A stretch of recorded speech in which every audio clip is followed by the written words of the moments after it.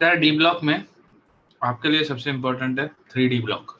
ठीक है, 3D के जितने भी एलिमेंट्स है सबका आपको इलेक्ट्रॉनिक कॉन्फ़िगरेशन याद होना चाहिए। अब इलेक्ट्रॉनिक कॉन्फ़िगरेशन याद करने के लिए एटॉमिक नंबर याद होना चाहिए।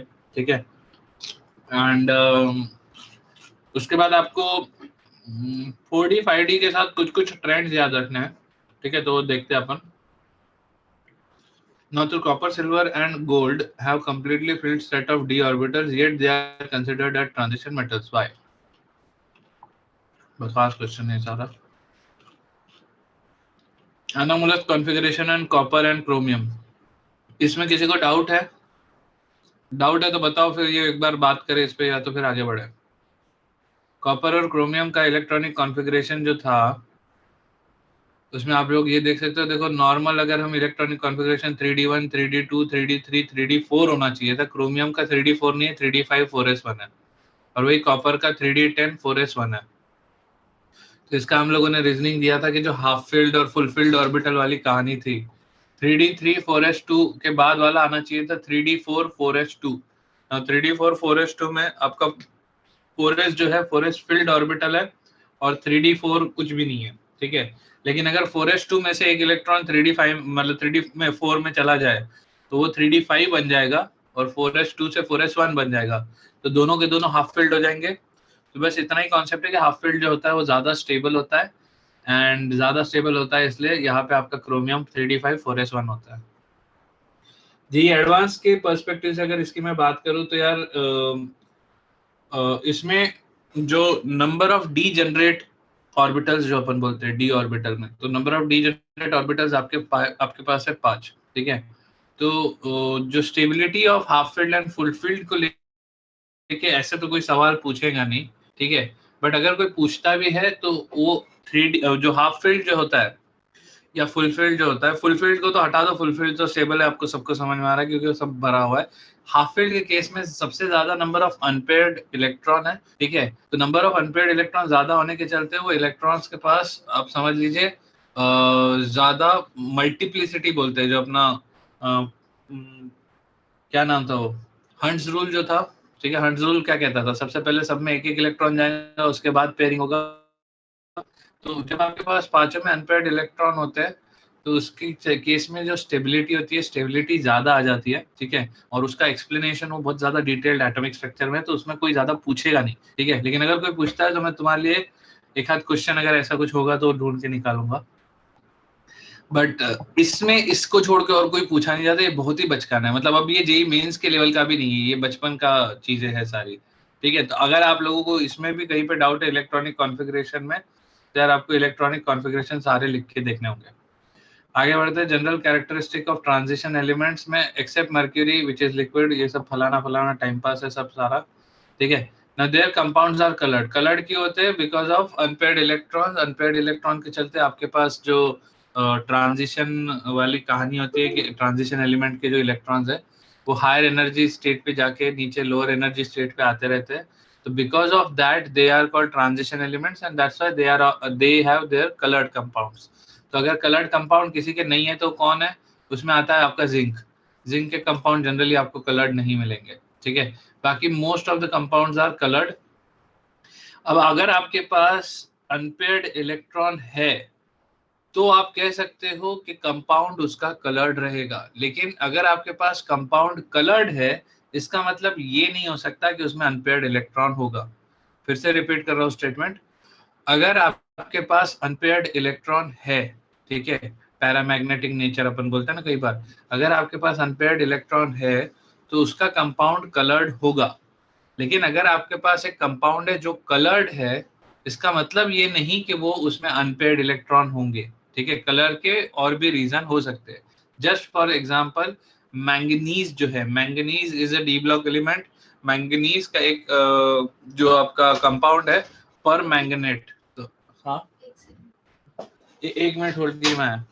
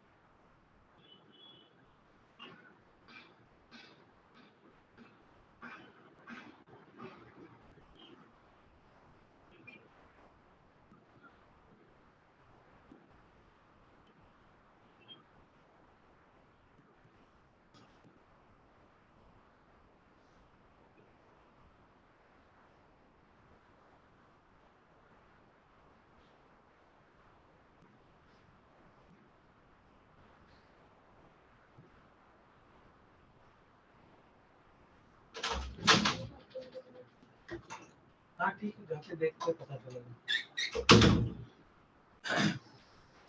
हाँ भाई सर, मैं क्या कह रहा था, लास्ट अपन क्या बात कर रहे थे,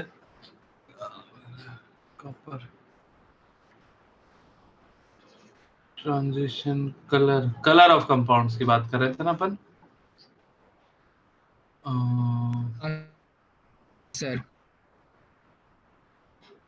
क्या कह रहे हो, सॉरी तुम्हारा आवाज कट गया, मुझे सुनने नहीं आया। मेरे को याद आ गया, कलर ऑफ कंपाउंड में मैं बता रहा था कि मैंगनीज की अगर मैं बात करूं, मैंगनीज जो है it is a D block element, transition element है, और मैंगनीज का एक कंपाउंड है, मतलब जो कलर्ड कंपाउंड है दैट इज परमैंगनेट। अब आप जो परमैंगनेट का कलर कितना स्ट्रॉन्ग कलर है, लेकिन परमैंगनेट में मैंगनीज जो होता है वो +7 ऑक्सीडेशन स्टेट में होता है, उसके पास कोई भी अनपेयर्ड इलेक्ट्रॉन नहीं है, उसके बावजूद उसका कलर है।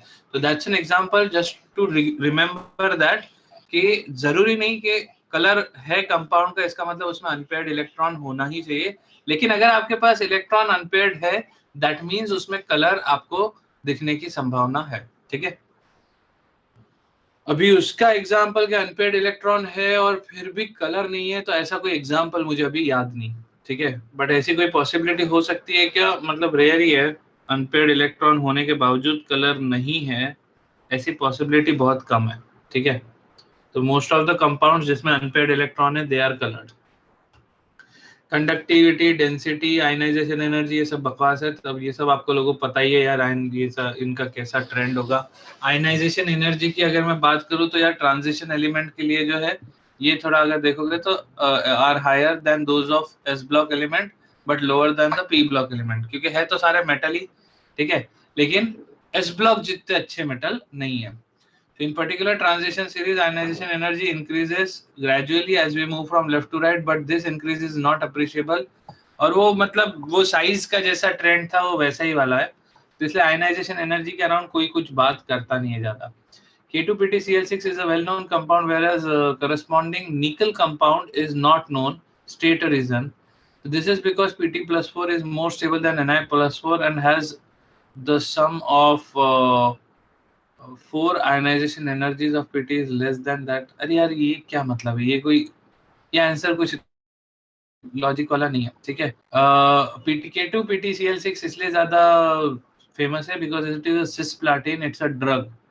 ठीक है, अब ऑब्वियसली निकल का वो जो, क्या कह रहे हो, एनसीईआरटी में जो सेकंड पॉइंट दिया ना, सम ऑफ 4 आयनाइजेशन एनर्जीज, उसमें दिया था एनसीईआरटी में कि आयनाइजेशन एनर्जीज का सम जितना ज्यादा होगा कम होगा उतना ज्यादा, आयनाइजेशन एनर्जी का सम जितना कम होगा उतना ज्यादा स्टेबल होगा। हाँ, इसका मतलब Pt4+ आसानी से फॉर्म हो जाएगा, निकल 4+ आसानी से फॉर्म नहीं होगा, राइट? नहीं होगा, हाँ सर, यस। बट वही है कि ये ऐसा क्वेश्चन नहीं है जिसको मेंस में पूछा जा सकता है। ठीक है, मतलब चलो ठीक है, वो इसके पर्सपेक्टिव से सही है, एनसीईआरटी के पर्सपेक्टिव से। आगे बढ़ते हैं, इसमें ऐसा कुछ अभी मुझे दिख नहीं रहा है सब इम्पोर्टेंट सा। वेरिएबल ऑक्सीडेशन स्टेट वाली एक कहानी है। वेरिएबल ऑक्सीडेशन स्टेट्स आप लोगों को जनरली क्वेश्चन जो आएगा उसमें आपको ऑक्सीडेशन स्टेट्स के according number of unpaired electron बताते आना चाहिए, आपको ऑक्सीडेशन स्टेट के अकॉर्डिंग उसका डाइपोल मोमेंट बताना आना चाहिए। तो just for the sake of discussion एक सिंपल सा बात कर लेते हैं। अगर मेरे को कोई बोलता है Fe2+, ठीक है, Fe2+ की कोई बात कर रहा है, तो Fe2+ का मतलब क्या है, इसका इलेक्ट्रॉनिक कॉन्फ़िगरेशन है argon 4s2 3d6, 4s2 3d6 में 2+ है, मतलब 4s2 वाले इलेक्ट्रॉन निकल जाएंगे, Fe2+ का इलेक्ट्रॉनिक कॉन्फ़िगरेशन हो जाएगा 3d6। ठीक है, अब 3d6 का मतलब ये हुआ आपके पास एक पेयर्ड है, 4 अनपेयर्ड है, तो आपको इसका मैग्नेटिक मोमेंट कैलकुलेट करना आना चाहिए। 4 इंटू क्या था, 4 इंटू 4+1 था, 4+2 था, n इंटू n+2 था ना, under root of n into n+2। ठीक है, दिस इज मैग्नेट, आपका मैग्नेटिक मोमेंट। अगर कोई पूछता है ये किस टाइप का कंपाउंड है, this is a paramagnetic compound, क्योंकि आपके पास 4 अनपेयर्ड इलेक्ट्रॉन है, ठीक है। और वही चीज जब आप Fe3+ के लिए निकालोगे तो Fe3+ के लिए इट विल बी 3d5, क्योंकि 4s2 के 2 इलेक्ट्रॉन निकलने के बाद अब तो 3d से इलेक्ट्रॉन निकलेगा, तो आपके पास कुल मिला के 5 अनपेयर्ड इलेक्ट्रॉन होंगे, है ना। 5 अनपेयर्ड इलेक्ट्रॉन होंगे तो अकॉर्डिंगली म्यू की वैल्यू आ जाएगी आपकी 5 × 5 + 2, ठीक है। तो this will be under root of 35, this will be under root of 4 × 6 under root of 24, ठीक है। इस ये चीज आपको निकालना आना चाहिए, dipole moment for any of the transition element का कंपाउंड, ठीक है। इसमें किसी को भी तकलीफ है तो जल्दी से बता दो, कमेंट में मत डालना, बोल देना, मेरे स्क्रीन तो आप लोगों को दिख रहा है। हाँ भाई, किसी को तकलीफ है डाइपोल मोमेंट कैलकुलेशन में?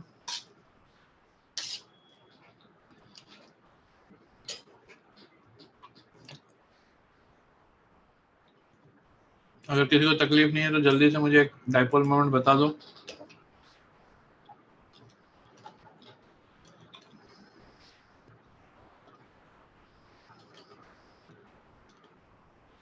ये है आपका कंपाउंड, सॉरी K3, ठीक है। K3 कोबाल्ट हेक्साक्लोराइड, ठीक है। आपको बताना है इसका म्यू का वैल्यू कितना है कोबाल्ट का, क्योंकि cobalt is the central metal atom, cobalt is your transition element. Mu का वैल्यू जल्दी से कमेंट करो।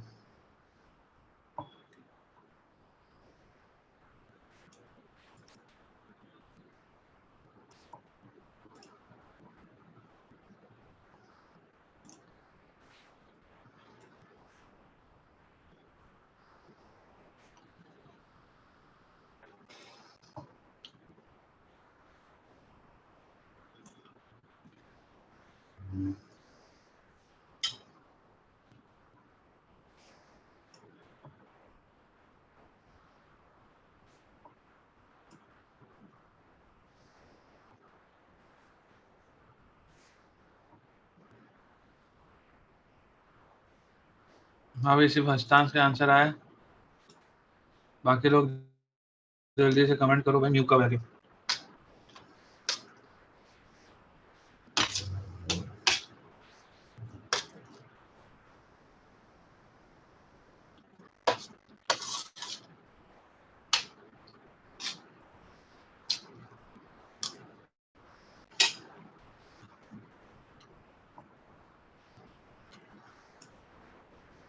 सिर्फ हस्तांश का आंसर है भाई, बाकी लोग कहाँ है नहीं है, छोड़ के चले गए।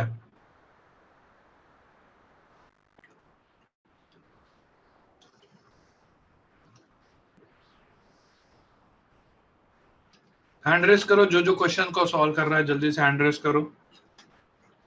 जो अभी भी सॉल्व कर रहे हैं, आंसर निकाल के भेजने वाले हैं, हैंड रेस करो जल्दी।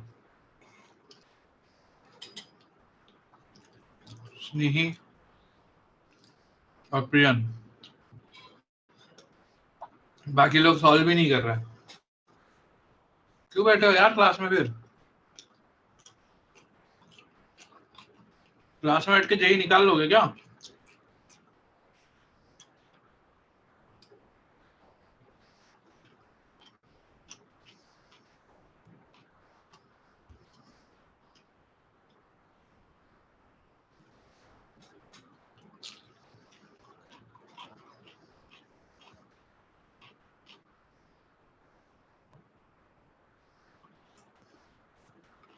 स्नेही शुभम है, अभी शुभम और प्रियन सॉल्व कर रहे हैं, बाकी लोगों ने सॉल्व ही नहीं करना है। मतलब अगर मैं ये नहीं पूछता तो शायद आप लोग म्यू का निकालते ही नहीं। हस्तांश ने एक आंसर भेजा है सर, वो मेरे को 0 लग रहा है, क्योंकि वो फिर पेयरिंग हो जाता है ना भाई। वो मैं बाद में डिस्कस करूंगा, तेरे को जो लग रहा है उस पर मैं आता हूँ। अभी जो मेरे को लग रहा है वो बहुत दुख है, ठीक है। मेरे को ऐसा अल्टीमेट दुख लग रहा है कि यहाँ पे करीब 13 लोग ऐसे बैठे हुए हैं जो क्वेश्चन सॉल्व नहीं कर रहे और जो आंसर भी नहीं भेज रहे। प्रियंका सेम आंसर है। बाकी लोग यार नहीं आता तो बताओ ना भाई, मेरा काम है आपको यही चीज सिखाना। कम से कम ये तो लिख के भेज दो, नहीं आता सर बता दो, पढ़ा दो, टाइम डालो इस पे।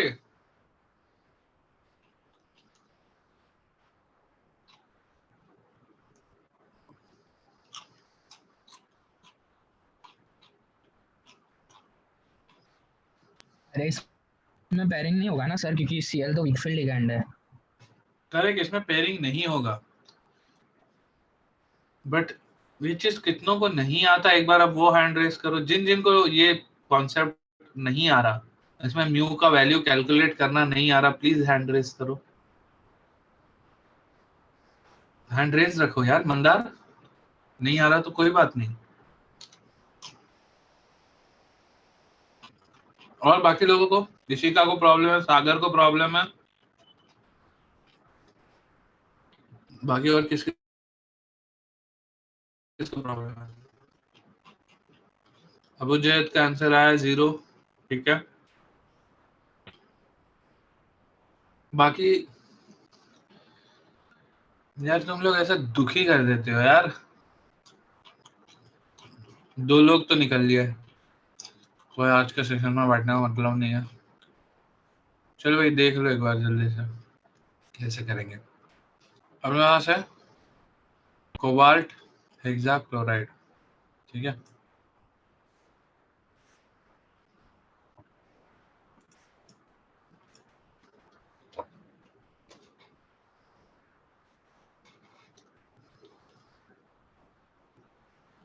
इस टाइप का कंपाउंड जब भी आपके सामने आता है, सबसे पहला स्टेप क्या है? पहला स्टेप ये है आपको ये पता चले इनके सबके ऑक्सीडेशन स्टेट्स क्या है। पोटेशियम है +1 ऑक्सीडेशन स्टेट में, तो ये हमेशा +1 में ही रहता है, हो जाएगा 3-, ठीक है। अब क्लोरीन जो होता है, क्लोरीन यहाँ पे -1 में होता है, तो आपको ये समझ में आ गया कि we are actually looking at cobalt in +3 oxidation state. अब कोबाल्ट +3 की अगर मैं बात करूं, तो कोबाल्ट +3, कोबाल्ट का इलेक्ट्रॉनिक कॉन्फ़िगरेशन हो जाएगा Ar4s2 3d7, ये है कोबाल्ट, ठीक है। तो कोबाल्ट +3 का जो इलेक्ट्रॉनिक कॉन्फ़िगरेशन होगा दैट विल बी Ar4s2 में से निकल गया, 3d में से भी एक निकलेगा, तो 3d6 will be the electronic configuration. यहां तक सबको समझ में आ रहा है?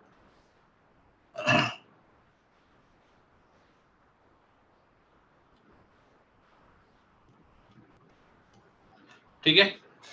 तो कोबाल्ट का इलेक्ट्रॉनिक कॉन्फ़िगरेशन था 4s2 3d7, कोबाल्ट 3+ का इलेक्ट्रॉनिक कॉन्फ़िगरेशन हो जाएगा 3d6, ठीक है, क्योंकि 3 इलेक्ट्रॉन निकल गया। अभी नेक्स्ट स्टेप क्या है?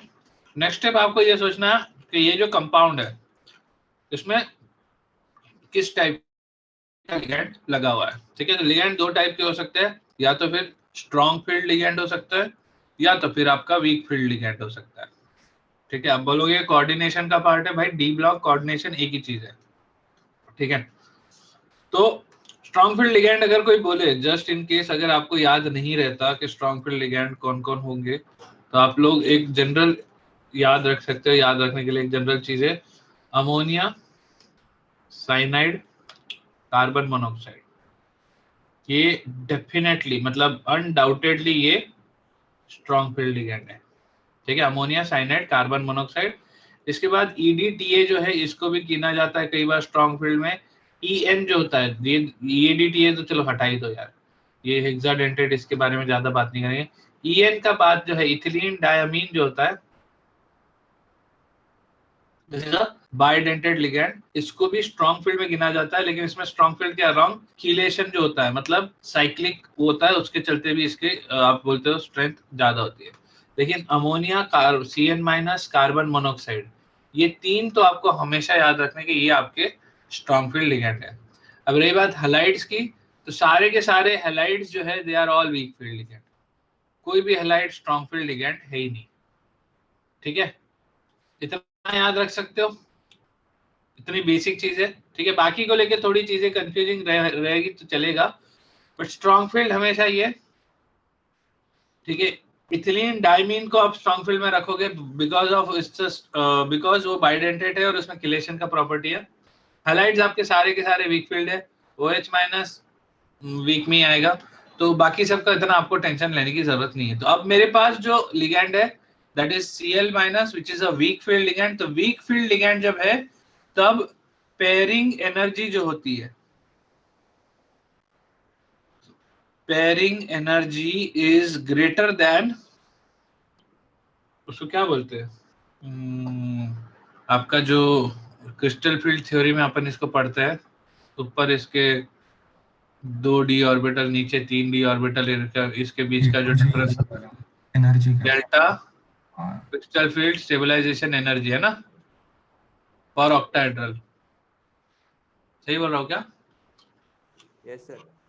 ठीक है, तो pairing energy is greater than crystal field stabilisation energy. ठीक है, तो दैट्स व्हाई ये क्या करेगा, ये ऊपर भेज देगा ज्यादा आसानी से रादर देन पेयर करवाने के। ये बेसिक कॉन्सेप्ट था। तो वीक फील्ड लिगेंड है तो आप पेयरिंग नहीं कराओगे, पेयरिंग नहीं कराओगे तो आपके पास 4 अनपेयर्ड इलेक्ट्रॉन रहेंगे। अब 4 अनपेयर्ड इलेक्ट्रॉन है तो इसके बाद की कहानी तो शॉर्ट है। इसके बाद तो फॉर्मूला लगाना है √4 × 4 + 2 हो जाएगा ये। यार देखो, सब लोगों को एक रिक्वेस्ट कर रहा हूँ, हाथ जोड़ के रिक्वेस्ट कर रहा हूँ सभी लोगों को, ठीक है, कि प्लीज अगर कहीं डाउट है तो पूछ लो। मैं आप लोगों को यहाँ पे अपना 2 से 3 घंटा इस तरह देना चाहता हूँ कि आप लोगों का फायदा हो। बाकी रही बात, अगर तुमको मेरे रिकॉर्डेड वीडियो देखना है तो यार इतने सारे रोज मैं किलो से बना रहा हूँ, ठीक है, और वो भी बड़े सब स्टैंडर्ड क्वालिटी के बना रहा हूँ, but I don't have an option. ठीक है, तो मैं चाहता हूँ कि आप लोग प्लीज फायदा उठा लो। पेयरिंग के केस में क्या होगा, चलेगा, एक एग्जांपल दे देता हूँ, सागर कर लिया।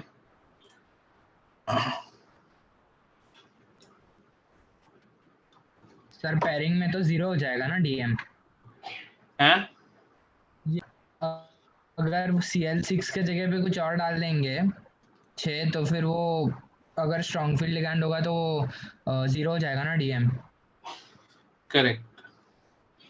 इसके लिए बताओ, इसके लिए म्यू की वैल्यू पूछी जा रही है। ठीक है, इसको एक बार सॉल्व करो।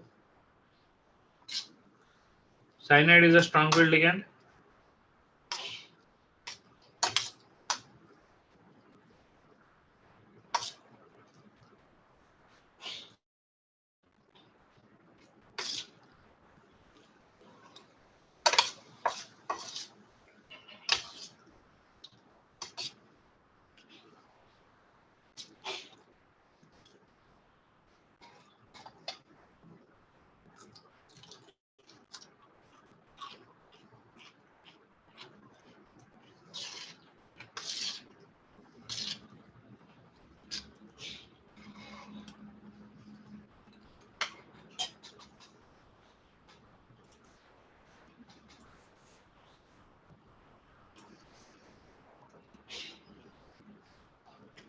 स्नेही का आंसर, मतलब शुभम का आंसर 0 है, अबुजैद का 0 है, हस्तांश का 0 है। बाकी प्रियन सॉल्व किया क्या तूने? मंदार, ऋषिका, श्रुति, वेदांत, अथर्व, आरुषि, आप लोगों को समझ में आ रहा है मैं क्या बता रहा हूँ? आप लोग सॉल्व कर रहे हो? सागर, विधि,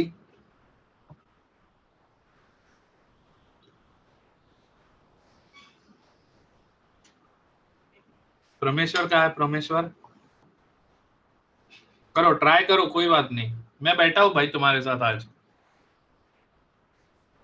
जितना देर लगेगा अपन करेंगे, लेकिन ये बेसिक क्वेश्चन है, मतलब इसके ऊपर कहीं ना कहीं किसी न किसी फॉर्म में एक क्वेश्चन आएगा ही सही, तो ये आपको आना चाहिए।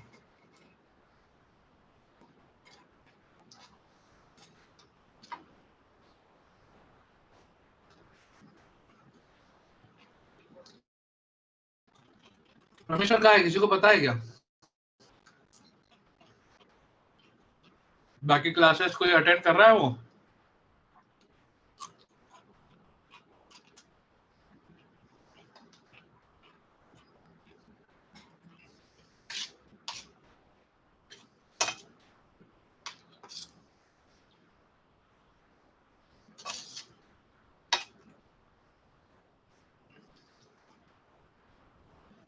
सर बाकी इतने कोई क्लासेस तो होते नहीं अभी।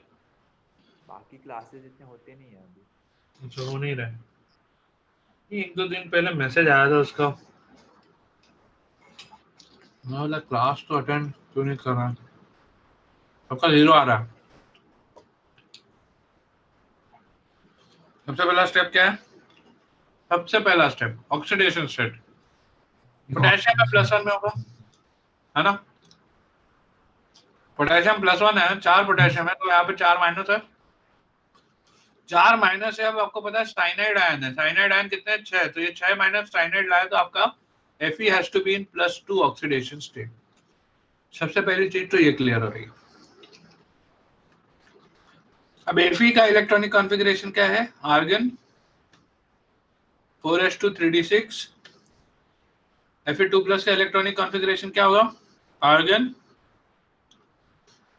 4s2 से निकल गया तो आपके पास बचा क्या? 3d6।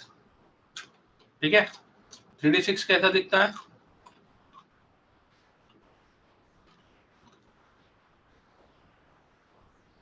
एक पेयर्ड है, 4 अनपेयर्ड है, स्ट्रॉन्ग फील्ड लिगेंड है, साइनाइड, है ना?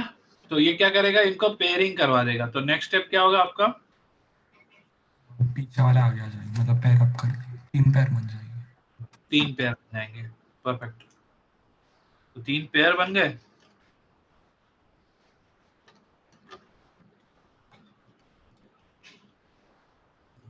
ठीक है, तो आपका ये जो वेकेंट हो गया, ये 3D वेकेंट है, सॉरी 3D के 2 वेकेंट है, आगे 4s वेकेंट है, उसके बाद आपका 4p वेकेंट है।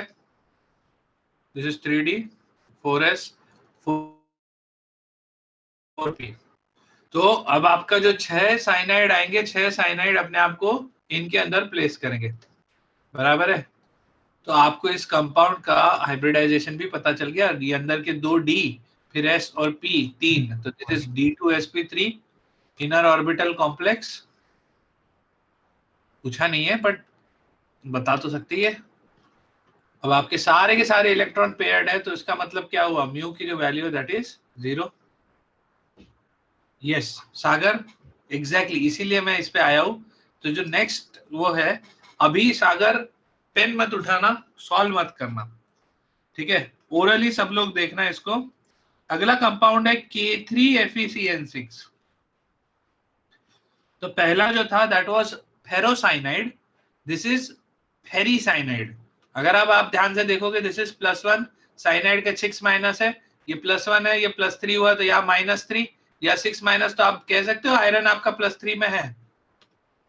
अब अगर आपसे कोई पूछे कि इसका म्यू कितना है, विदाउट पेन उठाए ओरली क्या आप लोग सब बता सकते हो इसका म्यू कितना है?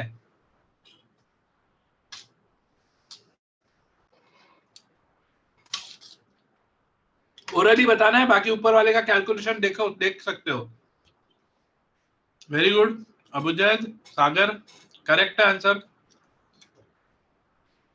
भाई तुम्हारा Fe2+ था तब तुम्हारे पास 3d6 था, जब तुम्हारे पास Fe3+ होगा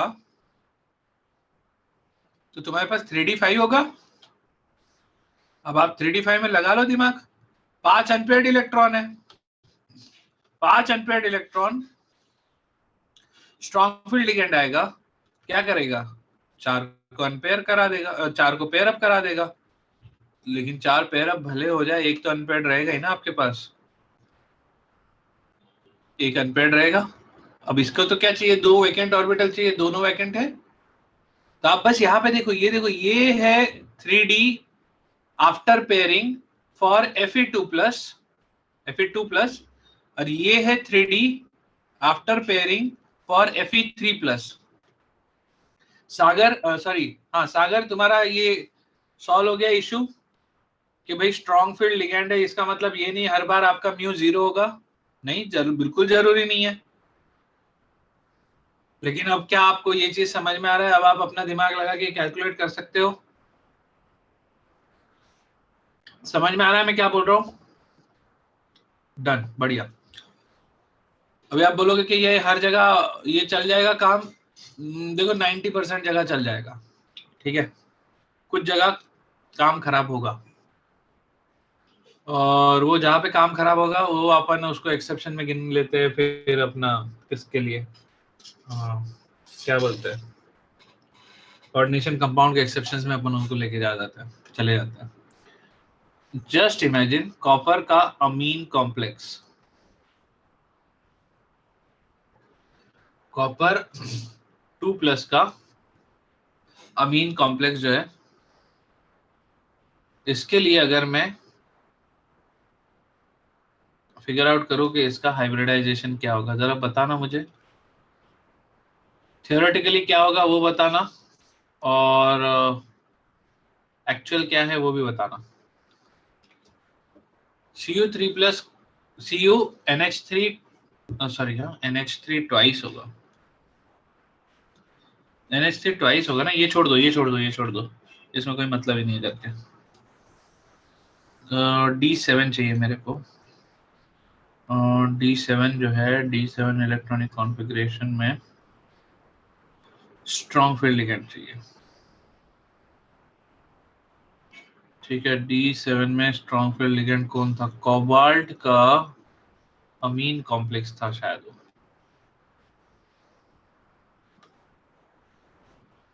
ये मोस्ट प्रोबेबली एक्सेप्शन है।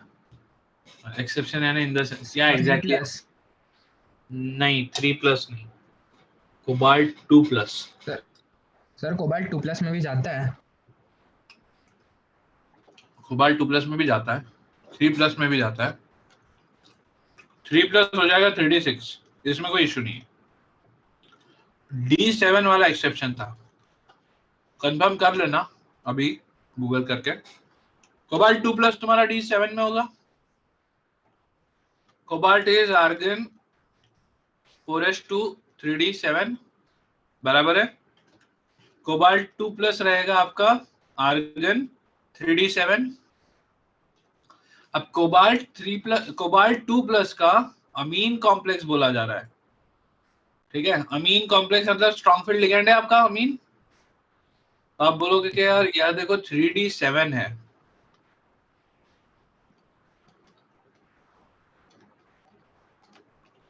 ऐसा होगा 3D7 जब आपके पास स्ट्रॉन्ग फील्ड लिगेंड आएगा। This is normal case.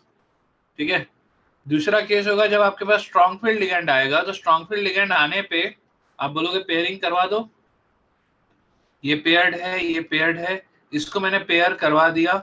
अब आपका एक इलेक्ट्रॉन यहाँ पे बचा हुआ है, और आपका जो कॉम्प्लेक्स है that is a coordination number 6 वाला कॉम्प्लेक्स, ऑक्टाहेड्रल कॉम्प्लेक्स है। तो अब मुझे ये बताओ, ये DsP3D ऐसा तो कोई हाइब्रिडाइजेशन होता नहीं है। या तो D2sp3 होगा जिसको अपन बोलेंगे इनर ऑर्बिटल कॉम्प्लेक्स, या तो sp3d2 होगा जिसको अपन बोलेंगे आउटर ऑर्बिटल कॉम्प्लेक्स। लेकिन ये कोबाल्ट के जस्ट एक इलेक्ट्रॉन के चलते क्या ये चीज गड़बड़ हो सकती है? तो इस केस में होता क्या है, इस केस में ये इलेक्ट्रॉन निकाल के फेंक दिया जाता है बाहर की तरफ। और ये अपन नहीं कर रहे, मतलब ये स्वयं अमोनिया कर रहा है। तो आपके पास फॉर्म होता है inner orbital complex D2sp3 and it has one unpaired electron sitting in बाहर वाला d ऑर्बिटल, मतलब जो 4d ऑर्बिटल होगा, क्योंकि D2sp3 में d आपका ये दोनों d चले गए, s ऑर्बिटल आपका भरा होगा, p ऑर्बिटल के तीनों भर जाएंगे, क्योंकि हेक्साडेंटेड मतलब आप समझ लीजिए दिस इज कोऑर्डिनेशन नंबर 6। तो एक अनपेयर्ड इलेक्ट्रॉन कहाँ जाके बैठेगा आपका? बाहर 4d में।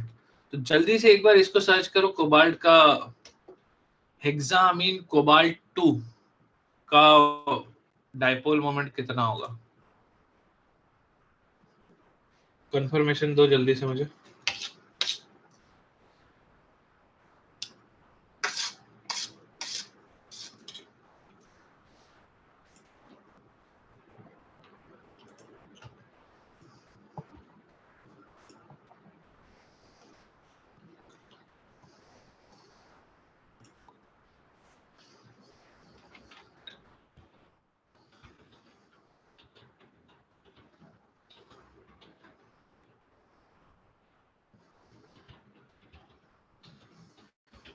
सर नेट पे सिर्फ कोबाल्ट 3 ही आ रहा है। अरे यार वही प्रॉब्लम है, एक्सेप्शन है ना, इसलिए वो ज्यादा लोग बात ही नहीं करते इसकी।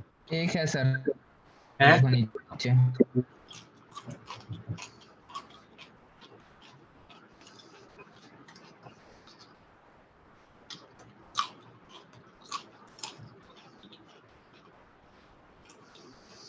सर नीचे है ना वो एम का।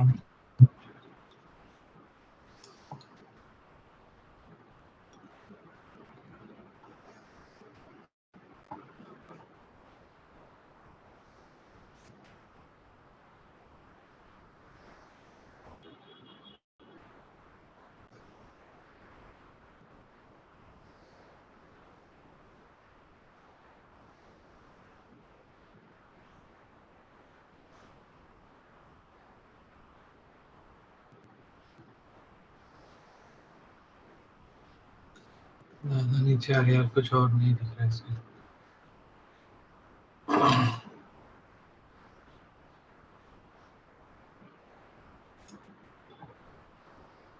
स्ट्रक्चर तो नॉर्मल दिख रहा है।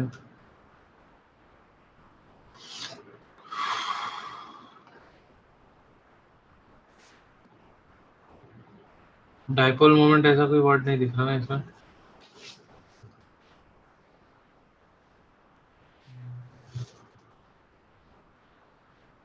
समझ लो, इतनी इंफॉर्मेशन हमको दिखाई जा रही है जिनका हमको कोई मतलब नहीं पता।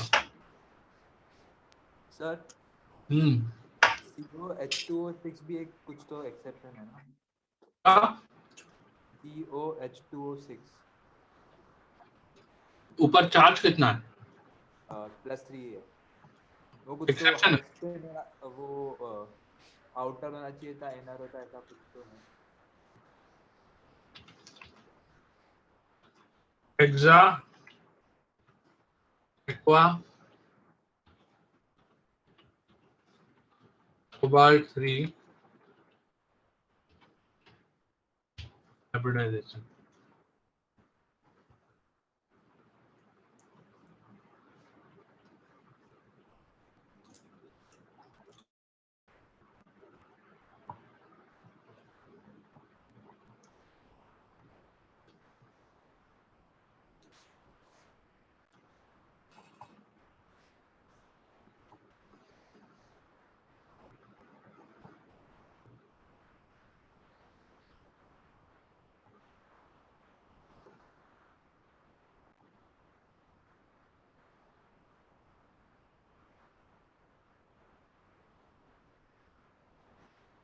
तो ये बोल रहा है कि हेक्सा एक्वा कोबाल्ट, ये जो है कोबाल्ट 6, उसको आउटर ऑर्बिटल कॉम्प्लेक्स होना था, लेकिन ये इनर ऑर्बिटल कॉम्प्लेक्स है।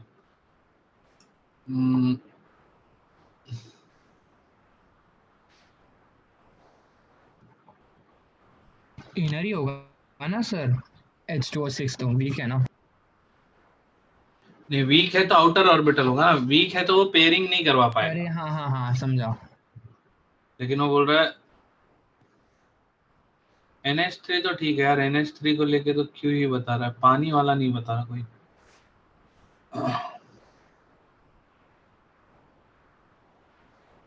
ये तो CBSE की बुकलेट जैसा लग रहा है। अच्छा, CBSE ही है।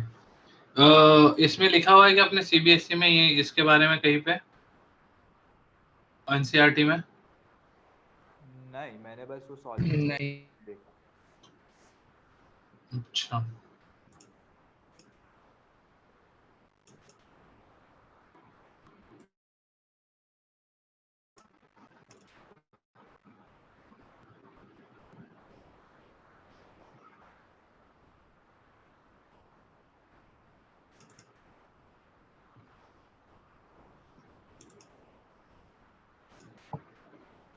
चलो कोई नहीं। तो यार इसको भी अब याद रखना। तो अभी एक्सेप्शंस ऐसे आएंगे यार, और भी है, 2-3 और है जो मैं अभी मुझे याद नहीं आ रहा है। ठीक है, मैं बताता हूँ जैसे मेरे दिमाग में आता है वो। निकल का साइनो कॉम्प्लेक्स तो नहीं था।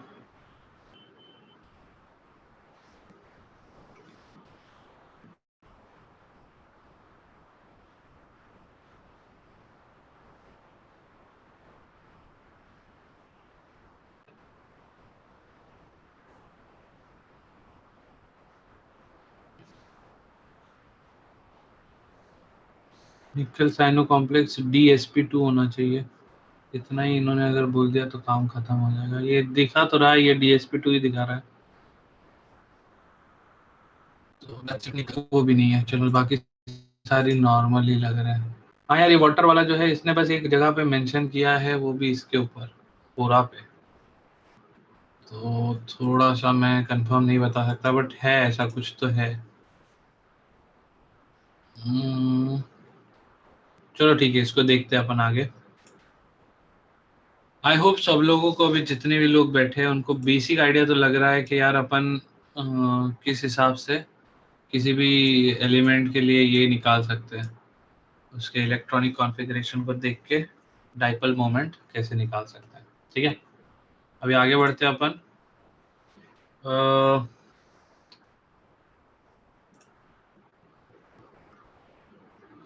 कॉम्प्लेक्सेस एंड देयर प्रॉपर्टीज कई बात हो रही है. Colour, many compound are colored in contrast to those of S&P block.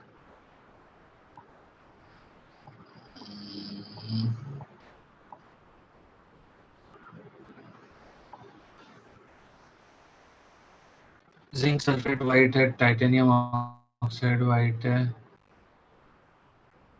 तो देखो जिंक और निकल को लेके वही डिस्कशन, निकल has incompletely field D orbital, तो पैरामैग्नेटिक है इसलिए निकल जो है कलर्ड कंपाउंड शो करता है. और Zn2+ जो है वो डायमैग्नेटिक है इसलिए वो कलर्ड कंपाउंड शो नहीं कर सकता.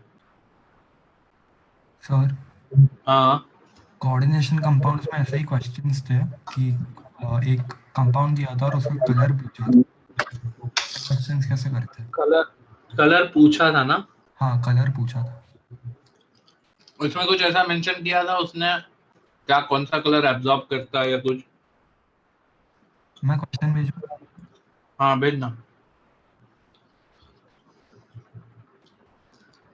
कौन सा कलर ये बताने में थोड़ा मेहनत है. कलर्ड होगा या नहीं इतना अपन बोल पाते हैं. हाँ भाई ये पूरा वही चल रहा है मैग्नेटिक मोमेंट वाली चीज. ठीक है, मैग्नेटिक मोमेंट कैलकुलेट करने का फॉर्मूला है. इसका जो ये है आपका यूनिट है वो दैट इज बोर मैग्नेट्रॉन.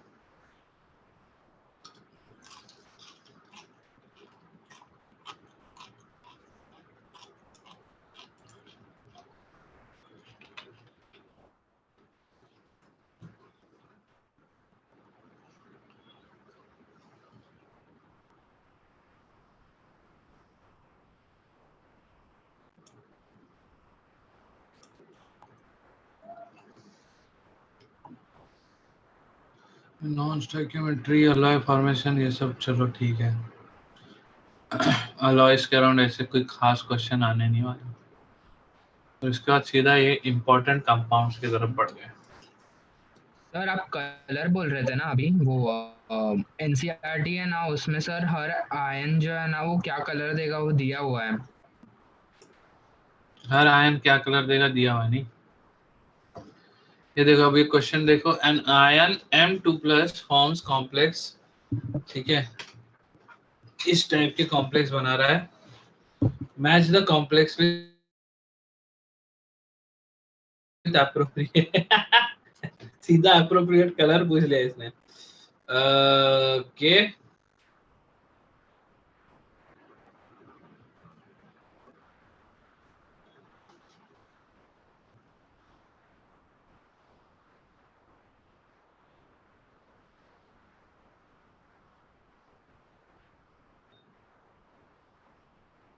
पता नहीं दोस्त, इस टाइप का क्वेश्चन तो मैंने लाइफ में कभी नहीं सॉल्व किया.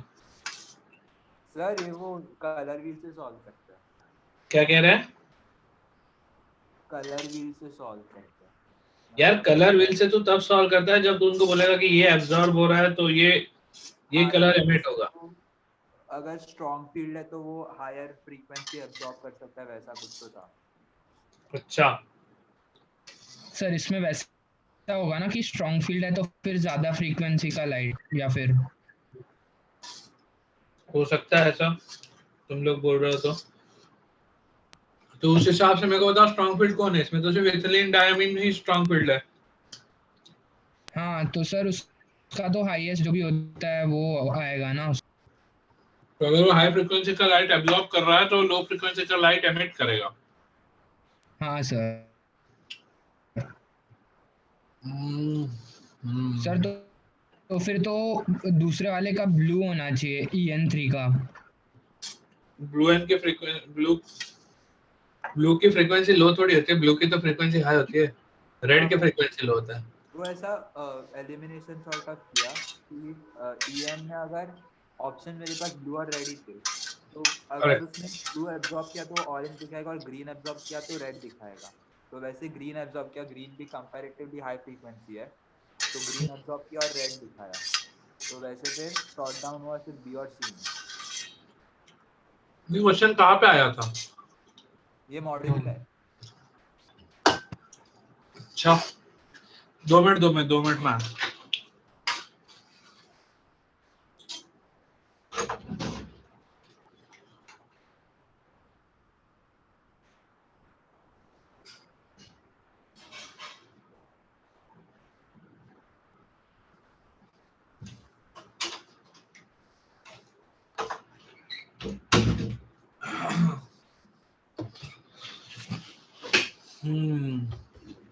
ये एनसीईआरटी में दिया हुआ है ऐसा कुछ?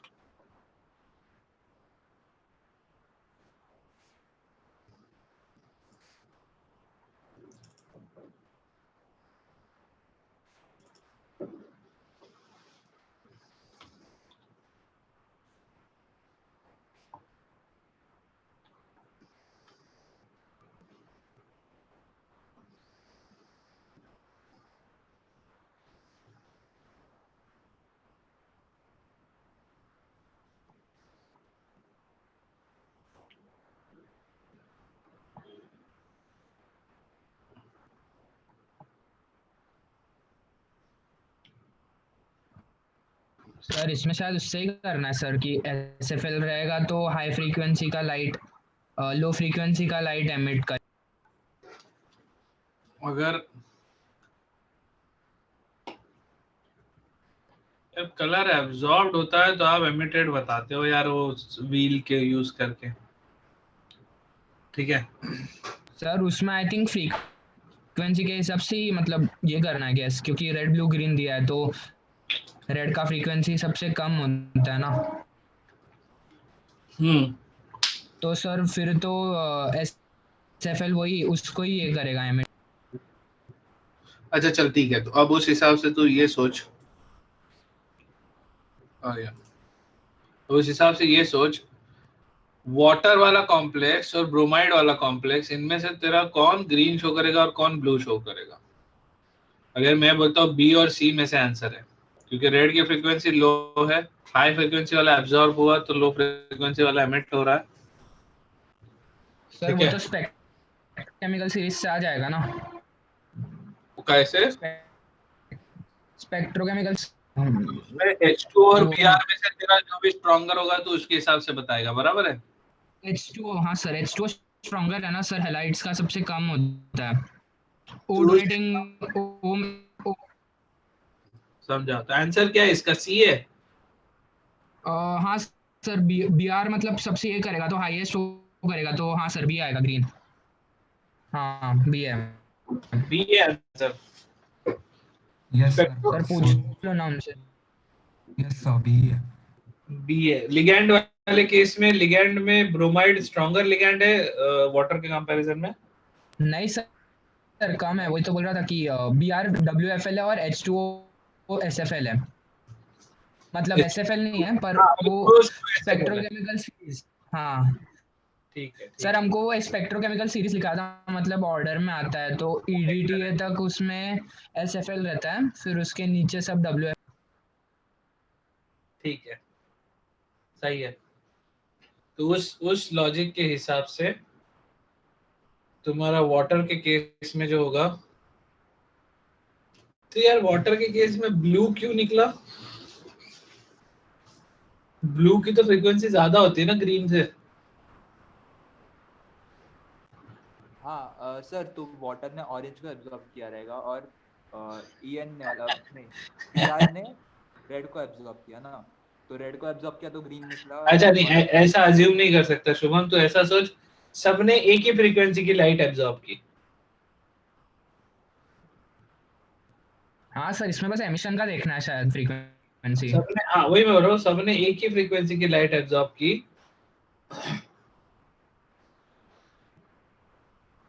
सर आप एक बार वो कलर व्हील बना दो, उससे ऐसा थोड़ा ज्यादा। कलर व्हील जो है, कलर व्हील क्या था एक बार मुझे। Sir VBGYOR।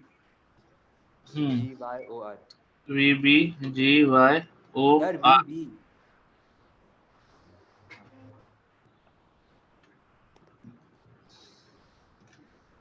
सर बी आएगा सर वैसे तो। H2O ये उससे थोड़ा स्ट्रॉन्ग है BR6 से, तो वो लो फ्रीक्वेंसी वाला लाइट एमिट करेगा BR6 से। लो फ्रीक्वेंसी वाला एब्जॉर्ब करेगा। नहीं नहीं, एमिट करेगा, एमिट होता है। हाँ तो Br और H2O में H2O ऑरेंज एब्जॉर्ब करने की ज्यादा चांसेस है क्योंकि H2O Br से ज्यादा स्ट्रांग है। हाँ,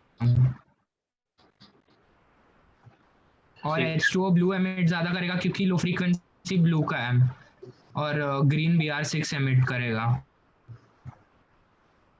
ठीक है, ये वाला जो कॉन्सेप्ट है एक बार मैं फिर से कंफर्म करके बताऊंगा, अभी के अभी तो मैं कुछ नहीं बता पाऊंगा,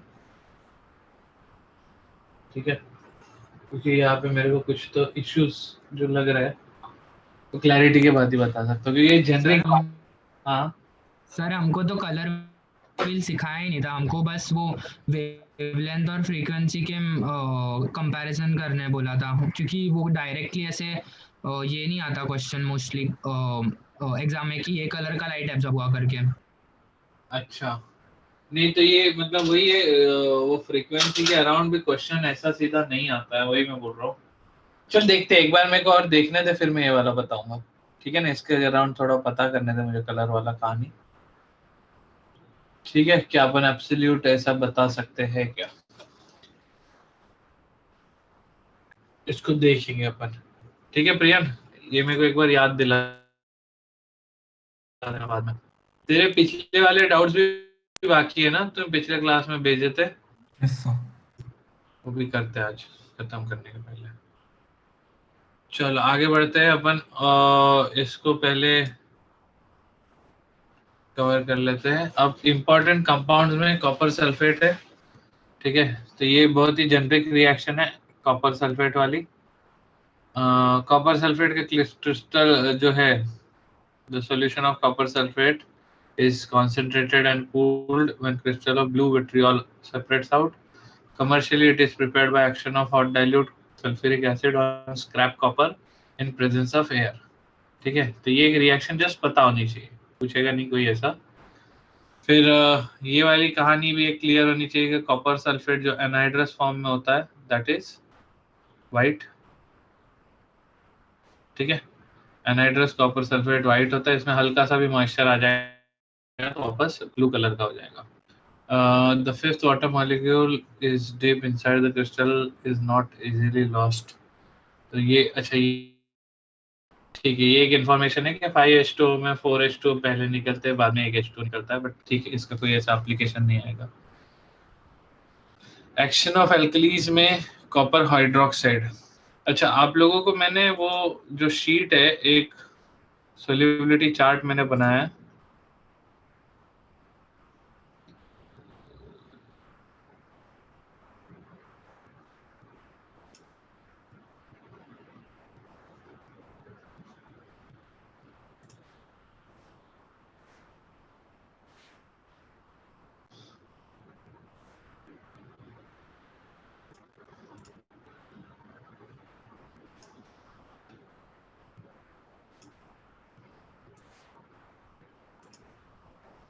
अरे यार कहाँ चले गए यार,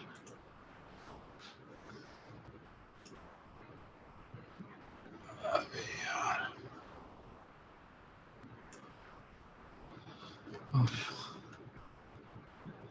थैंक गॉड। ये सोल्यूबिलिटी चार्ट, इसका मैं अभी आपको एक ये पेज शेयर कर रहा हूँ, सब लोग इसको डाउनलोड कर लो और इसको तुम वेरीफाई करते रहोगे। ये अभी जो डी ब्लॉक है, एसपी डी ब्लॉक अपन जब पढ़ रहे हैं तो इसको वेरीफाई करते रहना है। ठीक है, बेरिलियम वाला भी मेंशन रहने देता हूँ, नहीं हटा देता हूँ यार बेरिलियम, एक सेकंड होल्ड करो।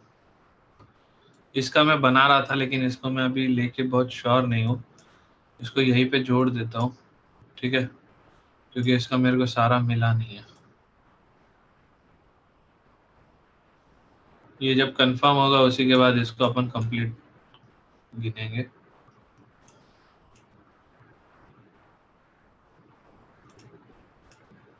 अब क्या है यार इसमें,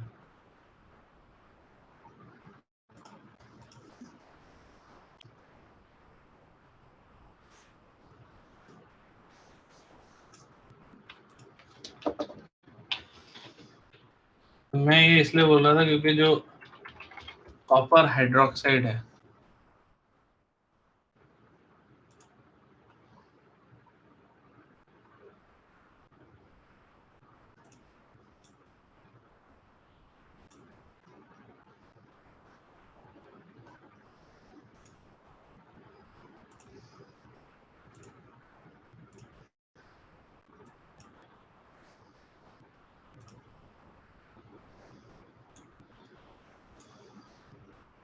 सब लोग डाउनलोड कर लो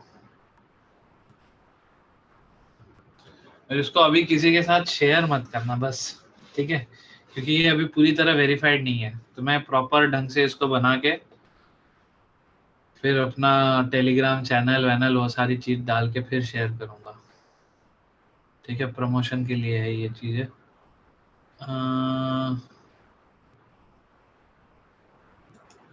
बट अब ये समझ के चलो कि ये 90%, 95% ये पूरा एक्यूरेट है। थोड़ा बहुत इसमें कुछ इश्यूज होगा तो वो अपन अभी रेक्टिफाई कर लेंगे।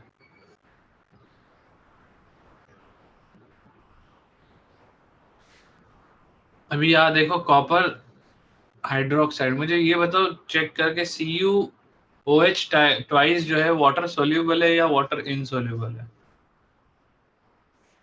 ये आपका सोल्यूबिलिटी चार्ट है। हाइड्रोक्साइड की अगर मैं बात करूं तो this is hydroxide, hydroxide with all cations. So with all cations hydroxide की सोल्यूबिलिटी नो, ठीक है। With all cations hydroxide solubility no. तो किसके साथ सोल्यूबल एक्सेप्शन है? सोडियम से लेके caesium, ammonium, calcium, strontium, barium. अब इसमें कैल्शियम हाइड्रोक्साइड स्पेरिंगली सोल्यूबल है। इसका मैं मतलब कह सकता हूँ कि कॉपर हाइड्रोक्साइड जो है that will be a precipitate. समझ में आ रहा है मैं कैसे यूज कर रहा हूँ इस चीज को?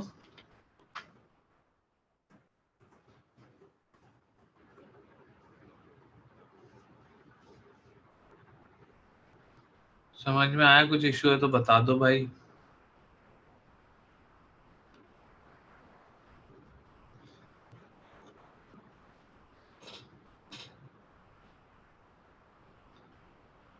जितने भी लोग यहाँ पे प्रेजेंट है उन लोगों ने डाउनलोड कर लिया क्या? फिर मैं ये डिलीट करने वाला हूँ क्योंकि मैं ज्यादा लोगों के पास चाहता नहीं हूँ आधे अधूरे फॉर्म में सबके पास जाए। आप लोगों ने डाउनलोड कर लिया?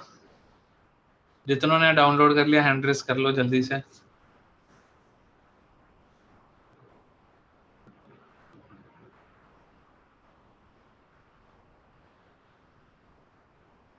बाकी लोगों को नहीं करना है तो देख लो, मैं भी वो इसको डिलीट कर रहा हूँ, ठीक है।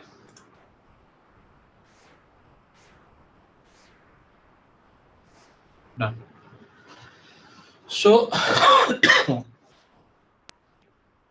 सर डाउनलोड किया था वो भी चला गया अभी। डाउनलोड किया हुआ भी चला गया? हाँ वो चला जाता है सर तू किसी को फॉरवर्ड करना, फिर खुद को फॉरवर्ड करना वो सबका चला गया? हाँ तो अभी हाँ सर इसको वो नहीं वो खोल के रखा था इसके लिए कहा है नहीं। है मेरे पास वैसे। सर एक बार डाल दो, मतलब वो किसी खुद को मतलब किसी और को सेंड करके रखेंगे तो वो चैट से डाउनलोड कर ले। कुशल ने डाला है, कुशल ने डाला है।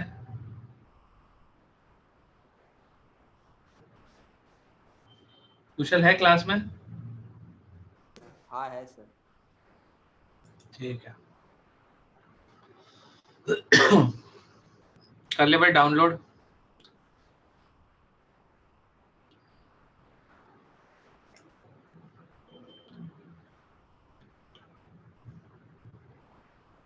कर लिया हो तो फिर डिलीट कर दो भाई इसको।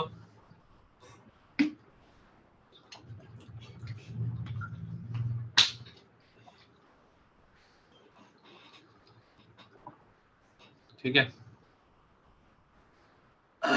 तो ये अभी बस रेफरेंस के लिए तुम रखो, ठीक है। अच्छा वाला बना के फिर मैं ढंग से भेजूंगा।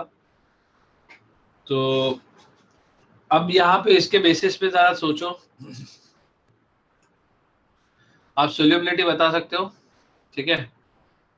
सल्फेट जो है कॉपर का, ये जो कंपाउंड है अमोनियम हाइड्रोक्साइड के साथ, टेट्रामीन कॉपर सल्फेट जो है, टेट्रामीन कॉपर सल्फेट का कलर होगा डार्क ब्लू, ठीक है। कॉपर का जो अमीन कॉम्प्लेक्स होता है उसका डार्क ब्लू कलर होता है, ये थोड़ा पता होना चाहिए।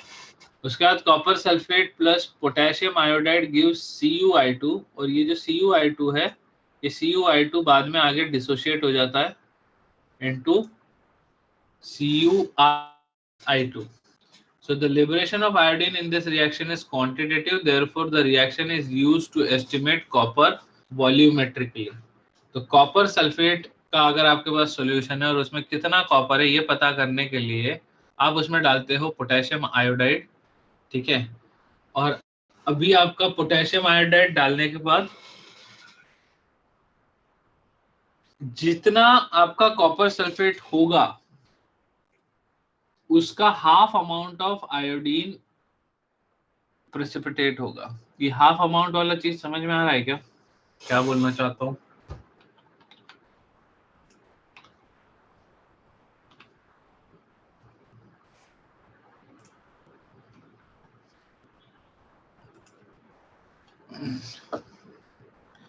आप इसको अगर लिखोगे तो CuSO4 plus Ki gives CuI2 plus K2SO4। अब ये जो है CuSO4 जितना CuSO4 होगा उतना ही CuI2 फॉर्म होगा, ठीक है। अब जितना CuI2 है तो CuI2 डिसोशिएट होगा इनटू Cui plus I2, ठीक है। तो दो मॉलिक्यूल अगर इसके लोगे तो तब तुमको एक मॉलिक्यूल CuI का मिलेगा, सॉरी दो मॉलिक्यूल CuI के मिलेंगे और एक मॉलिक्यूल आपको आयोडीन का मिलेगा। तो moles of iodine produce is equal to half the moles of Cu2 plus ion. ये चीज समझ में आया सबको? तो अगर आपको कोई बोलता है कि ये क्वांटिटेटिव या वॉल्यूमेट्रिक टाइट्रेशन में यूज हो रहा है तो आपको इस टाइप से ये रिएक्शंस को ऑब्जर्व करना है, ठीक है। तो अगर आपको इस टाइप से रिएक्शंस ऑब्जर्व करना है या तो फिर तुम इसे रट लो, जो कि मुझे बहुत डिफिकल्ट लगता है, या तो फिर आप ये रिएक्शन को समझ लो कि इस रिएक्शन में होता क्या है।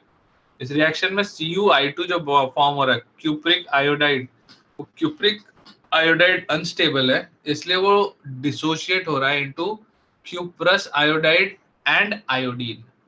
अगर आप ये केमिकल रिएक्शन जब भी आपको डाउट हो कि इसमें क्या हुआ होगा या मुझे याद नहीं आ रहा किसको हाफ लेना है, आयोडीन को हाफ लेना है या कॉपर को हाफ लेना है, तो आप बस एक बार ये केमिकल रिएक्शन लिख के देख लोगे, लिखने के बाद आपको समझ में आ जाएगा कि इसका क्वांटिटेटिव टाइट्रेशन करोगे तो किस टाइप से उसका बिहेवियर होगा, ठीक है। तो ये रिएक्शन ऐसे सब बहुत ही आसान है, बस कोशिश करना है इसे याद रखने की। आगे बढ़ते हैं। So liberation of iodine is in this reaction is quantitative। बाकी यूजेस वगैरह छोड़ो, अग्निहोत्री पे आते हैं। अब AgNO3 कैसे प्रिपेयर हो रहा है ये प्रोसेस दिया हुआ है।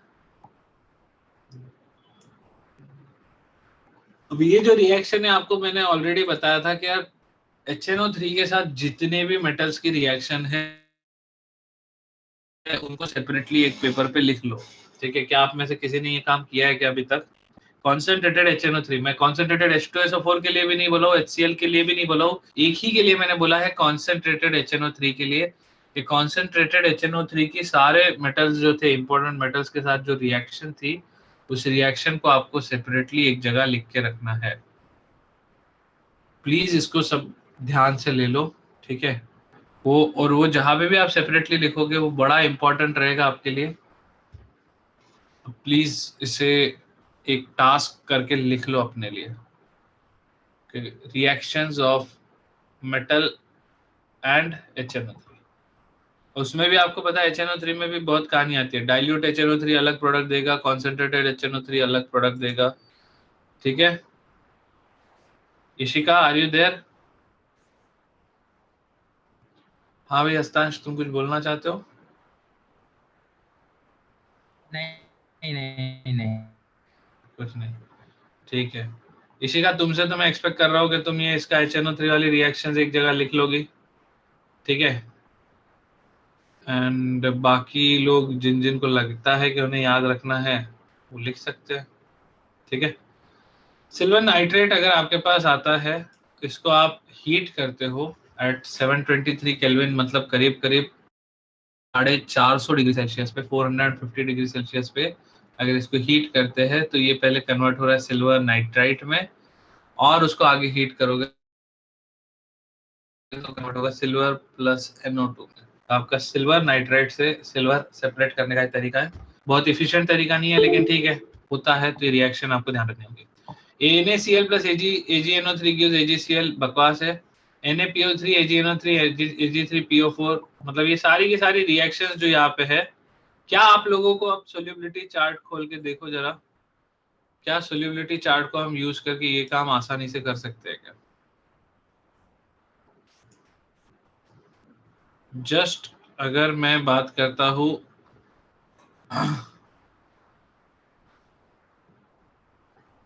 एक्चुअली में इसमें तो सवाल ये होना चाहिए कि सिल्वर जो है, मतलब जहां जहां सब सोल्यूबल है वहां पे भी सिल्वर इनसोल्यूबल, मतलब अगर सिल्वर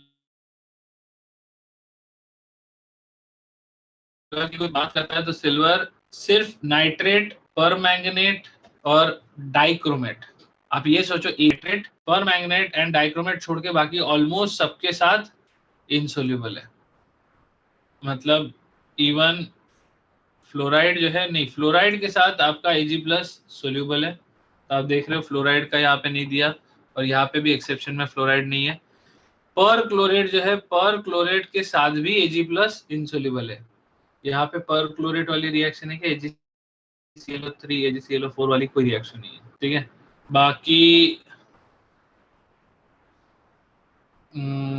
आप देख सकते हो ऑलमोस्ट सारे के सारे रिएक्शन में Ag+ तो इनसोल्यूबल है। अब ये देखो, ये नो वाले है, ठीक है ना, तो ये सोल्यूबिलिटी सोल्यूबल यस, तो जहां जहां यस था उन सारे यस में Ag+ इनसोल्यूबल था।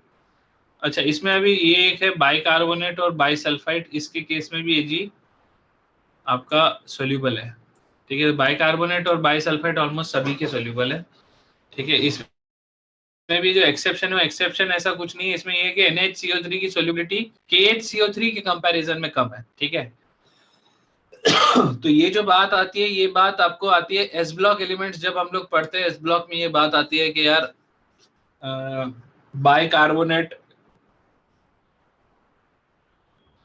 बाइकार्बोनेट फॉर्मेशन के वक्त ये डिस्कशन आता है, ठीक है। बाकी ये सारे जितने भी रिएक्शंस है, आई थिंक अब आप लोगों के लिए प्रेडिक्टेबल हो चुके हैं कि आपको पता चल रहा है कि किस किस केस में आपका सोल्यूबिलिटी कैसा होगा, तो सिल्वर उसके साथ प्रेसिपिटेट देगा या नहीं देगा, तो सिल्वर ऑलमोस्ट सबके साथ इनसोल्यूबल है।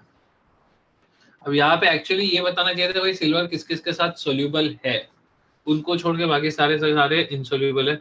अच्छा, अब इसको छोड़ के आपको यहाँ पे याद रखना है इसका colour, AgCl is a white coloured compound, Ag3PO4 भी मोस्ट प्रोबेबली व्हाइट है, मुझे याद नहीं है।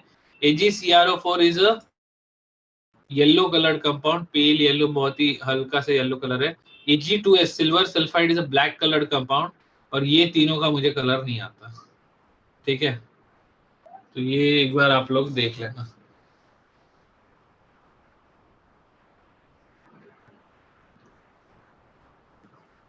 अभी प्रिपरेशन ऑफ सिल्वर हैलाइड की बात चल रही है, तो यार सिल्वर हैलाइड, तो यार कोई भी AgNO3 के साथ किसी भी हैलाइड को डाल दो तो आपको प्रेसिपिटेशन आ जाएगा, ठीक है। Silver halides are prepared by action of sodium and potassium halide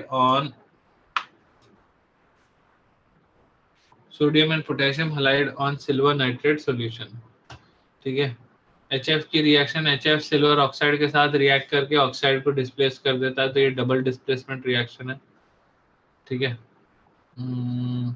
AgCl is white solid, AgBr is a pale yellow solid, and AgI is a yellow solid. AgF is soluble in water. अब आ जाओ इधर,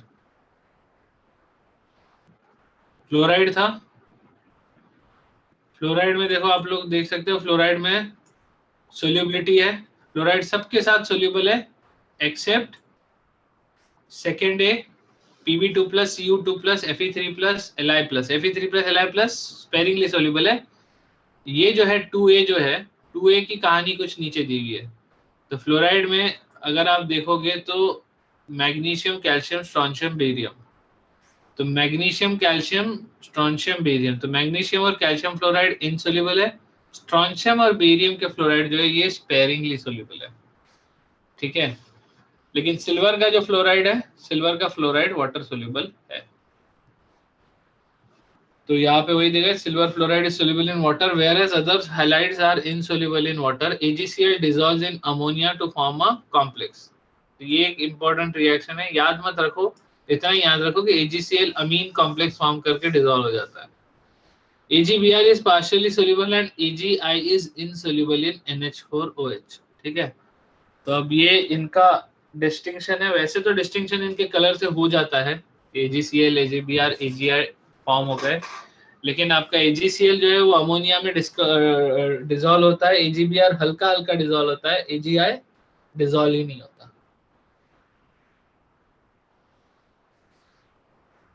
इसके बाद आते हैं, ये photosensitive वाले part में आएंगे, अभी आगे आएगा मेरे ख्याल से।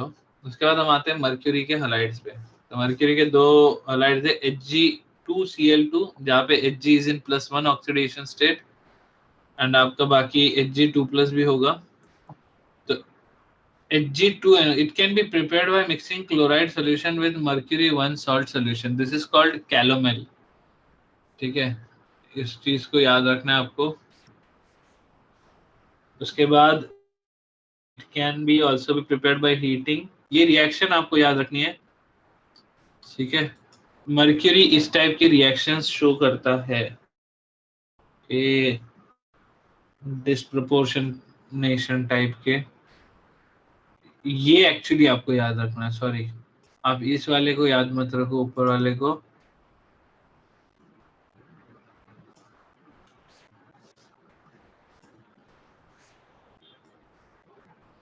नीचे वाली याद रखो, बहुत इंपॉर्टेंट है। मर्क्यूरस क्लोराइड जो है Hg2Cl2, जहाँ पे Hg+1 ऑक्सीडेशन स्टेट में, that is soluble, sorry that on heating creates HgCl2 and Hg। तो HgCl2 एंड Hg के केस में आपको ये रिएक्शन, मतलब आपका जो Hg2Cl2 है, इसका कोई कलर जरा देख के बताओ जरा, क्या है Hg2Cl2 का कलर?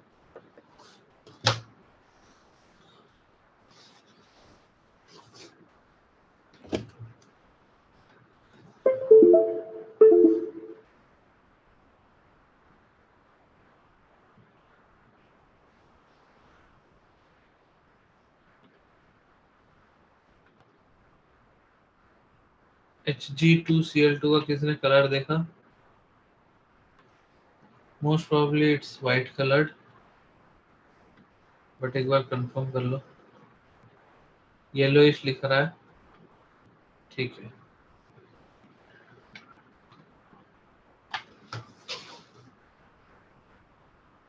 व्हाइट, येलोइश, व्हाइटिश, ठीक है। तो off white, yellow, whitish, no हम व्हाइट ही कंसीडर करेंगे, ठीक है। वैसा कोई स्पेसिफिक कलर नहीं है, तो अननेसेसरली ज्यादा उसका सोचेंगे नहीं।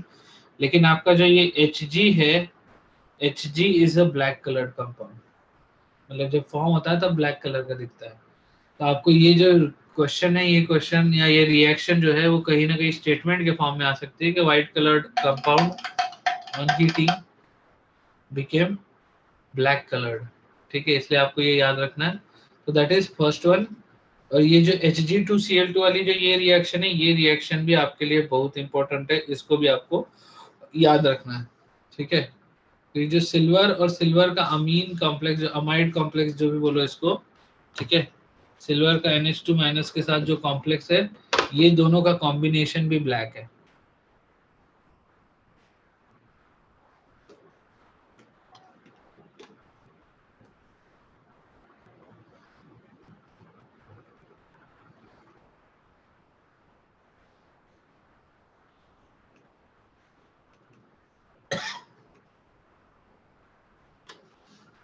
ठीक है, आगे बढ़ते हैं। ये एक रिएक्शन ध्यान में रखना, treatment with ammonia compound turns black.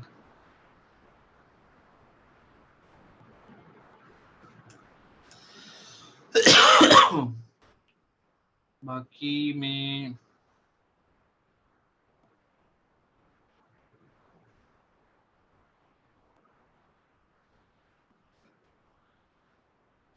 ये वाली रिएक्शन एक इंपॉर्टेंट है, टेन वाली। when treated with SnCl2 it is reduced to mercury. SnCl2 को Sn+4 में जाना रहता है, तो as such ही वो काफी क्या बोलते हैं अच्छा रिड्यूसिंग एजेंट है। तो पहले वो Hg2Cl2 में लाएगा और फिर एक्सेस में अगर SnCl2 होगा तो उसको मर्क्यूरी तक ले जाएगा। सिमिलरली कॉपर जो है ये भी मर्क्यूरी को रिड्यूस कर रहा है एंड वो उसको लेके जाएगा मर्क्यूरी में एलिमेंटल फॉर्म में और खुद ऑक्सीडाइज हो जाएगा। ठीक है, तो इसलिए रिएक्शंस थोड़ा याद रखना जरूरी है।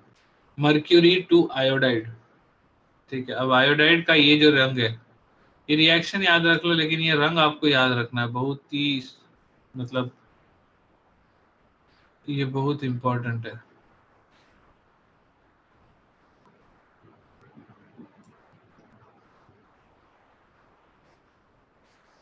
Hgi2 Scarlett red.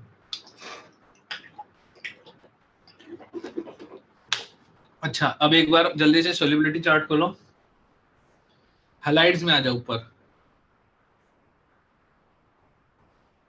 आपके सामने यहाँ देखो क्लोराइड, ब्रोमाइड, आयोडाइड लिख रहे हुए दिख रहे हैं आपको। क्लोराइड, ब्रोमाइड, आयोडाइड, इनकी सोल्युबिलिटी देखो। Chloride, bromide, iodide in general soluble है, तो यस इन जनरल ये सभी के साथ सोल्यूबल है, लेकिन इनके एक्सेप्शंस क्या है? एक्सेप्शंस है Ag+, Hg2+, Pb2+ and Hg2+। तो इनके साथ जो कंपाउंड फॉर्म होंगे they are water insoluble except HgCl2 which is soluble. तो आप समझ लीजिए एक्सेप्शन के अंदर एक एक्सेप्शन है कि सारे के सारे क्लोराइड, ब्रोमाइड, आयोडाइड सोल्यूबल है एक्सेप्ट दीज आयंस के क्लोराइड, ब्रोमाइड, आयोडाइड, लेकिन उसमें भी HgCl2 जो है दैट इज सोल्यूबल। तो आप कह सकते हो कि एक्सेप्शन का exception is part of the trend. Done, ये चीज समझ में आ गया आपको। Hgi2 तक अपन ने बात किया था, स्कारलेट रेड कलर का कंपाउंड है, लेकिन ये जो कंपाउंड है ये कुछ इस टाइप का बिहेवियर शो करता है। मतलब जब आपके पास उस कंपाउंड को आप हीट करोगे तो टेम्परेचर 400 डिग्री सेल्सियस के अबव येलो फॉर्म में रहेगा और टेम्परेचर 400 डिग्री सेल्सियस के बिलो ये रेड फॉर्म में रहेगा। तो अब ये इंफॉर्मेशन आपके सामने जब आएगी वो सीधी सीधी आएगी। आपको बस इतना बोल दिया जाएगा कि अच्छा there is a compound 400 degree Celsius के अबव उसका कलर येलो रहता है, 400 डिग्री सेल्सियस के बिलो उसका कलर रेड रहता है। तो फिर आगे आप वो कंपाउंड को इससे रिएक्ट करोगे, उससे करोगे, ऐसे करके आपको वो बताया जाएगा। तो ये एक इंफॉर्मेशन है जो आपको पता होनी चाहिए। अब Hgi2 में अगर आप एक्सेस पोटेशियम आयोडाइड डाल दो तो आपको मिलता है K2HgI4 which is called Nessler's reagent। तो अगर आप लोगों ने सॉल्ट एनालिसिस वाला मेरा जो ये था सेशन, सबके पास सॉल्ट एनालिसिस वाले सेशन का लिंक है? नहीं सर, एक बार डाल दो ना प्लेलिस्ट जो भी है। रुक जा,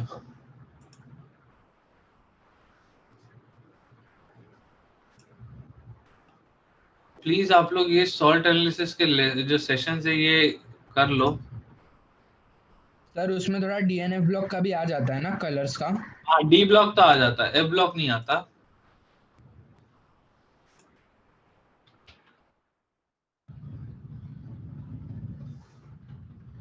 मैं यहाँ भी डाल रहा हूँ, यहाँ व्हाट्सएप पे भी डाल रहा हूँ।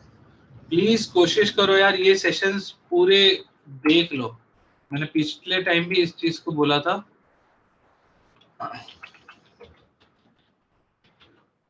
जेईई मेंस लेवल का है ये, ठीक है, एडवांस लेवल का नहीं है क्योंकि फिर उसमें बहुत ज्यादा डिटेलिंग हो जाती। तो नेस्लर्स रिएजेंट जो है, नेस्लर्स रिएजेंट यूज किया जाता है to detect presence of ammonium ion. ठीक है, तो अमोनियम आयन के प्रेजेंस में आपका जो कंपाउंड बनता है that is called iodides of Millon's base, and Millon's base जो बनता है दैट इज ब्राउन कलर का कंपाउंड। तो K2HgI4 मतलब Hgi2 में अगर आप पोटेशियम आयोडाइड डाल के उसको डिसॉल्व कर लो तो आपके पास कंपाउंड बनेगा, एक कॉम्प्लेक्स बनेगा K2HgI4 which is Nessler's reagent and it is used to detect ammonia. It gives brown precipitate. It gives brown precipitate due to formation of iodide of Millon's base. तो ये बहुत important reaction है। आप समझ लो Nessler's reagent करीब करीब IIT में यार 4 से 5 बार आ चुका है। आईआईटी के मतलब मींस में या नीट वालों को भी देखो तो नीट में भी बहुत बार आया है। तो इस चीज के अराउंड कुछ भी आता है आपको ध्यान रखना है। फिर आता है पोटेशियम डाइक्रोमेट। पोटेशियम डाइक्रोमेट जो है प्रिपरेशन वगैरह तो इसका मेरे को नहीं लगता कोई इतना खास है।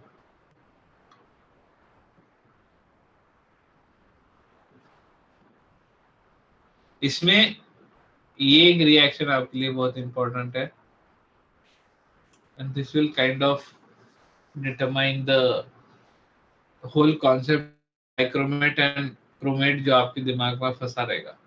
तो पोटेशियम क्रोमेट मतलब K2CrO4 and potassium dichromate K2Cr2O7, ये दोनों कंपाउंड का बिहेवियर पैटर्न देखोगे तो अगर मैं सॉल्यूशन कर देता हूँ एसिडिक, ठीक है, तो अगर सॉल्यूशन जो है मेरा वो हो जाता है एसिडिक, तो आपका ये जो पोटेशियम क्रोमेट है that will get converted into potassium dichromate, ठीक है।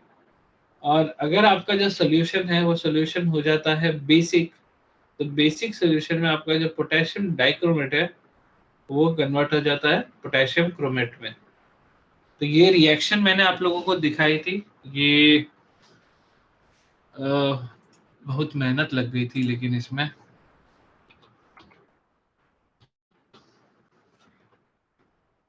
सर ये सॉल्ट एनालिसिस के कितने लेक्चर्स है टोटल में? 12 लेक्चर है टोटल, एक घंटे के 12 सेशन है। अच्छा ओके सर, ठीक है। उसके बाद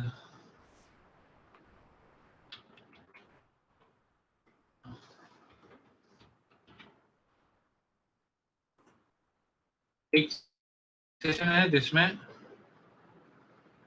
हम लोगों ने रिएक्शंस किया था।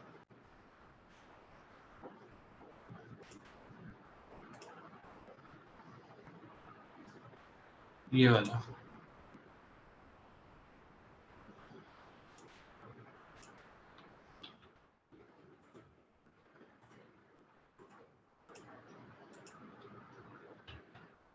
इसमें बहुत बकवास किया है मैंने, बहुत टाइम पास किया है, लेकिन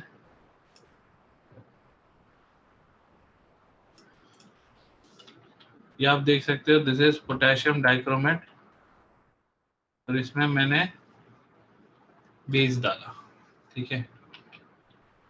this is orange coloured compound potassium dichromate,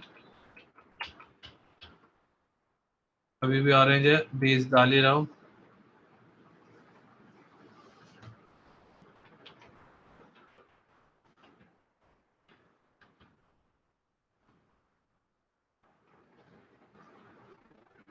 आप देख सकते हो इसका जो कलर है ऑरेंज से जो है वो येलो हो गया। थोड़ा और डाल दे भाई।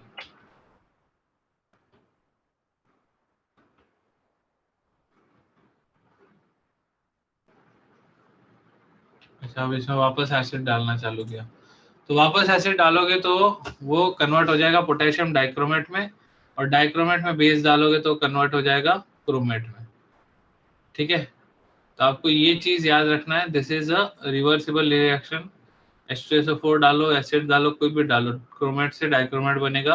Chromate is a yellow coloured compound, dichromate is a orange coloured compound, ठीक है। तो इस चीज को मत भूलना, ये एक इम्पॉर्टेंट रिएक्शन है।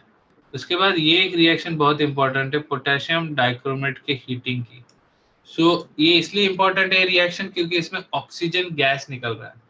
तो मैंने लास्ट टाइम भी आपको बताया था कि जो रिएक्शन में आपके पास एक गैस एज अ प्रोडक्ट है, ठीक है, and those gas are like important gas, मतलब ऑक्सीजन अगर एज अ प्रोडक्ट है तो वो रिएक्शन आपको याद होनी चाहिए, वो कभी भी किसी भी फॉर्म में पूछी जा सकती है। तो पोटेशियम डाइक्रोमेट को अगर आप हीट करोगे तो डिसोशिएट हो गया पोटेशियम क्रोमेट और Cr2O3 एंड ऑक्सीजन, ठीक है। पोटेशियम डाइक्रोमेट में अगर तुम बेस डालोगे तो वो कन्वर्ट हो जाएगा पोटेशियम क्रोमेट में, और पोटेशियम क्रोमेट में एसिड डालोगे तो वो कन्वर्ट हो जाएगा डाइक्रोमेट में, दिस इज बेसिकली, ये देखो pH इसका वैल्यू दिया हुआ है यहाँ पे, pH 4 है, जहाँ पे ये इक्विलिब्रियम सेट है। तो pH 4 से ज्यादा बेसिक करोगे तो आपके पास CrO4 2 माइनस आ जाएगा, और उसको ज्यादा एसिडिक करोगे तो Cr2O7 2 माइनस आ जाएगा। ये डन है यहाँ पे ऑक्सीडाइजिंग वाला। अभी इसको, इसमें कोई इशू नहीं है। H2SO4, अब इसका ऑक्सीडाइजिंग बिहेवियर जो होता है पोटेशियम क्रोमेट का, डाइक्रोमेट का विद H2SO4, ये उसकी रिएक्शन है। तो ऑक्सीडाइजिंग एजेंट जो होता है, ऑक्सीडाइजिंग एजेंट बेसिकली एक नेसेंट ऑक्सीजन या नेसेंट हाइड्रोजन आता है। ऑक्सीजन होता है तो आपके कलर्ड पिगमेंट को ऑक्सीडाइज कर देता है, कलरलेस कर देता है, और अगर हाइड्रोजन आता है तो कलर्ड पिगमेंट को रिड्यूस कर देता है। रिड्यूस किए हुए कलर जो होते हैं, वो मतलब रिड्यूस किए हुए कंपाउंड जो होते हैं जिन्होंने अपना कलर लूज कर दिया रिडक्शन के चलते, वो एयर के प्रेजेंस में अपना कलर वापस गेन कर लेते हैं, बिकॉज एयर में होता है ऑक्सीजन। तो रिड्यूस होके जिन्होंने कलर लूज किया था वो वापस अपना कलर गेन कर लेंगे by getting oxidise with oxygen. तो ये चीज बस ध्यान रखना है यार, मतलब मैं तुमको स्टेटमेंट फॉर्म में ही सारी चीजें बता रहा हूँ, ठीक है, क्योंकि ऐसा कुछ है नहीं। बाकी की जो रिएक्शन है बकवास सारी रिएक्शन है, कुछ है नहीं इसमें। इनमें से किसी भी रिएक्शन में नहीं, ये रेडॉक्स सारी हो रही है रिएक्शन, तो मैं आपको बस रिड्यूसिंग एजेंट ऑक्सीडाइजिंग एजेंट दिखा दूं। ये जो है पोटेशियम डाइक्रोमेट, ये आपका रिड्यूस हो रहा है I- से I2,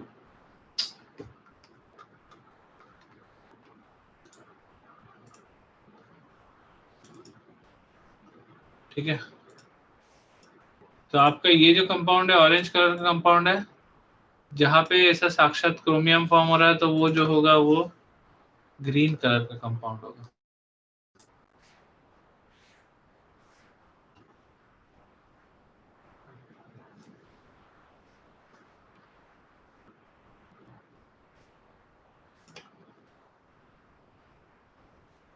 तो यहाँ पे ऑक्सीडाइज कौन हो रहा है? ऑक्सीडाइज हो रहा है Fe+2 से +3 में। ऊपर वाले में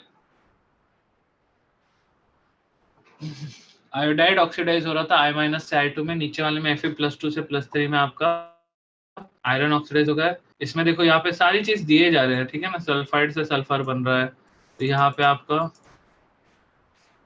सल्फाइड ऑक्सीडाइज हो रहा है सल्फर में।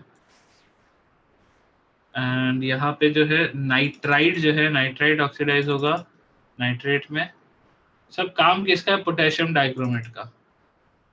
तो पोटेशियम डाइक्रोमेट ऐसा है कंपाउंड कि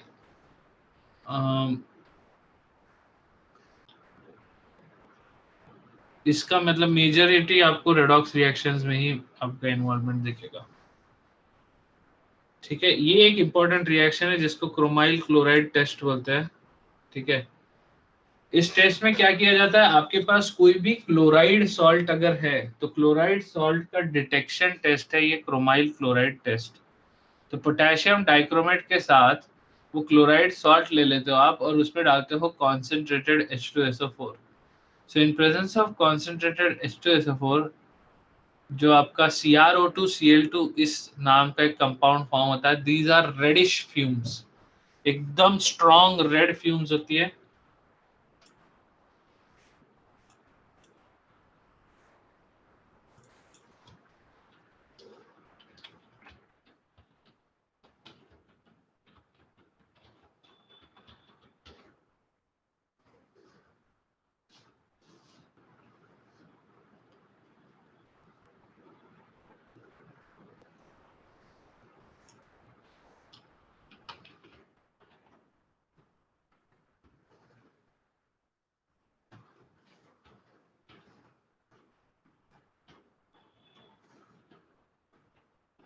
पोटेशियम डाइक्रोमेट डाला, सॉल्ट डाला, और इसमें कॉन्सेंट्रेटेड H2SO4 डाला है।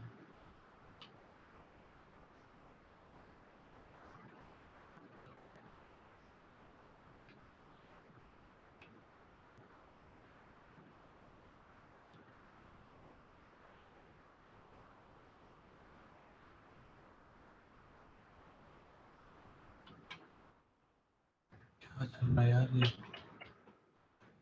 क्रोमाइल क्लोराइड तो दिख भी नहीं रहा यार, नींद आ गई देख के। फ्यूम्स निकलते हैं भाई, पूरा उसमें से स्ट्रॉन्ग फ्यूम्स निकलते हैं।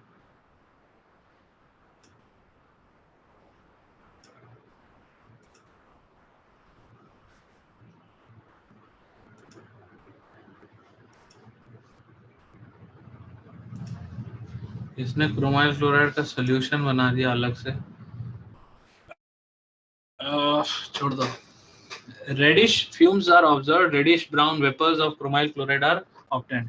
तो अगर अभी आपको रेडिश ब्राउन वेपर्स ये टर्म आता है तो आपके दिमाग में तीन चीज आनी चाहिए।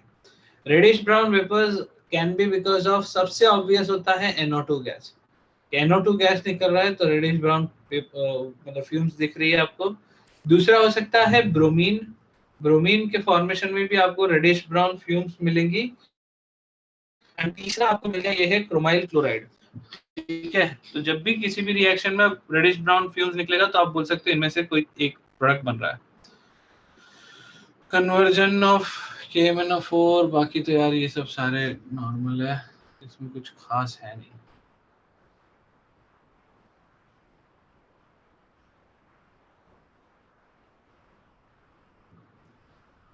तो KMnO4 जो है कॉन्सेंट्रेटेड H2SO4 के साथ डिहाइड्रेशन हो जाता है, Mn2O7 में कन्वर्ट हो जाता है। एंड Mn2O7 हीट करने पे आपको देता है MnO2 प्लस O2। ठीक है, ऐसे देखा जाए तो आप सिर्फ KMnO4 को भी हीट करोगे तो आपको O2 तो मिल ही जाएगा। ठीक है, ऑक्सीजन ये KMnO4 से निकलता है। बाकी के यार रिएक्शंस इतना मैं बोलूंगा नहीं, इसको बहुत इंपॉर्टेंट है टाइप्स, मतलब पता होनी चाहिए, बाकी ऐसा ज्यादा लोड लेने की जरूरत नहीं है।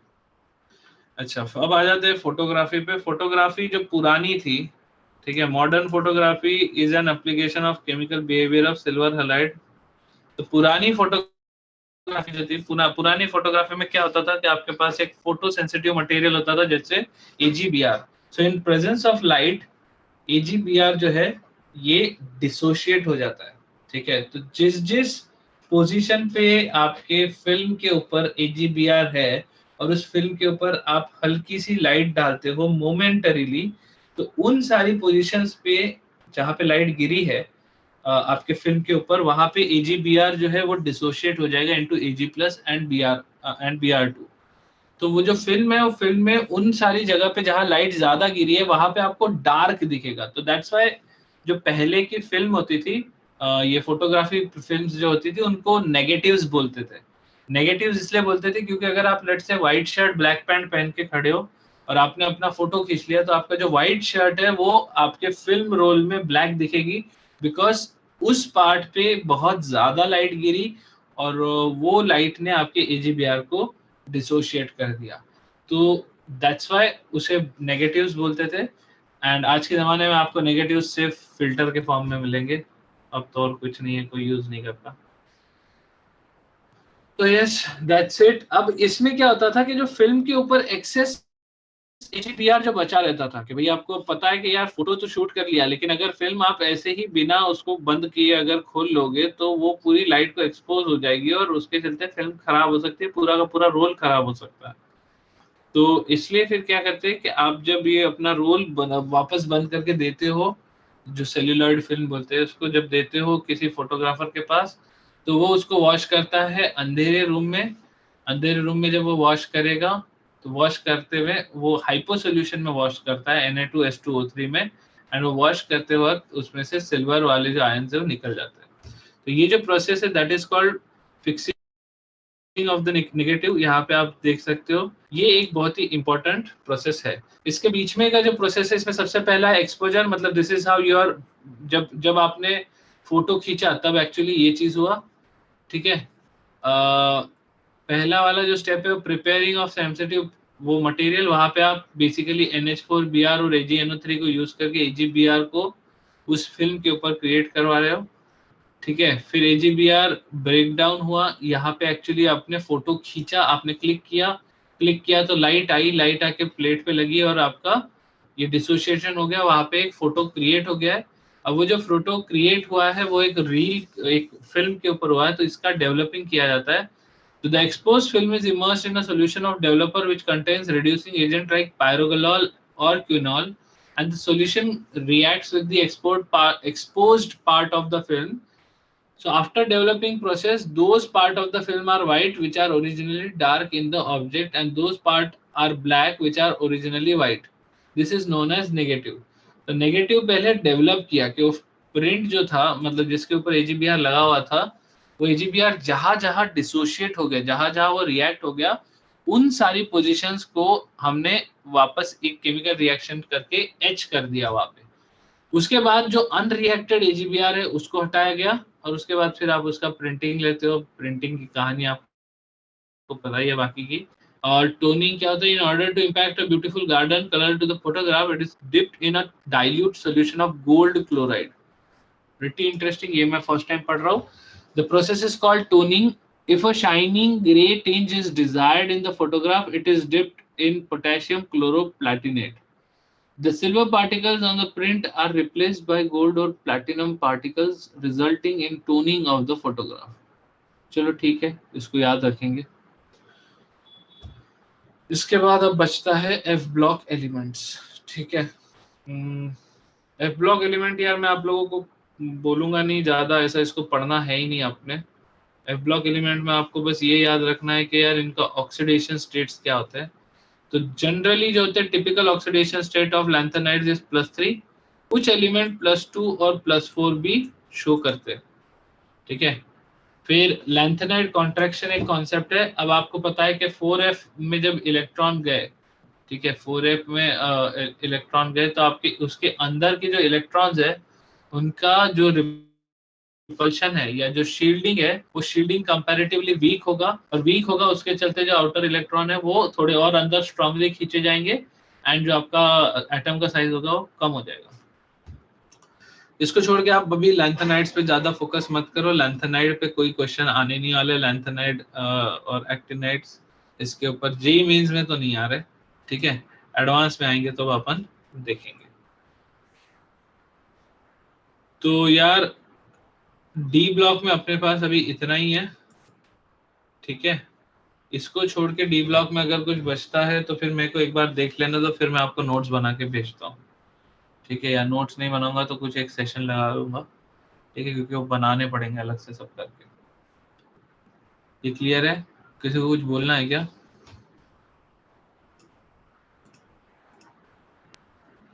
सर बोलो। कोई भी ये इनऑर्गेनिक केमिस्ट्री करने के लिए वो पेज के जो आपने ये भेजे उसी से करना है, एनसीईआरटी पेज के इसमें ना क्वेश्चन होंगे।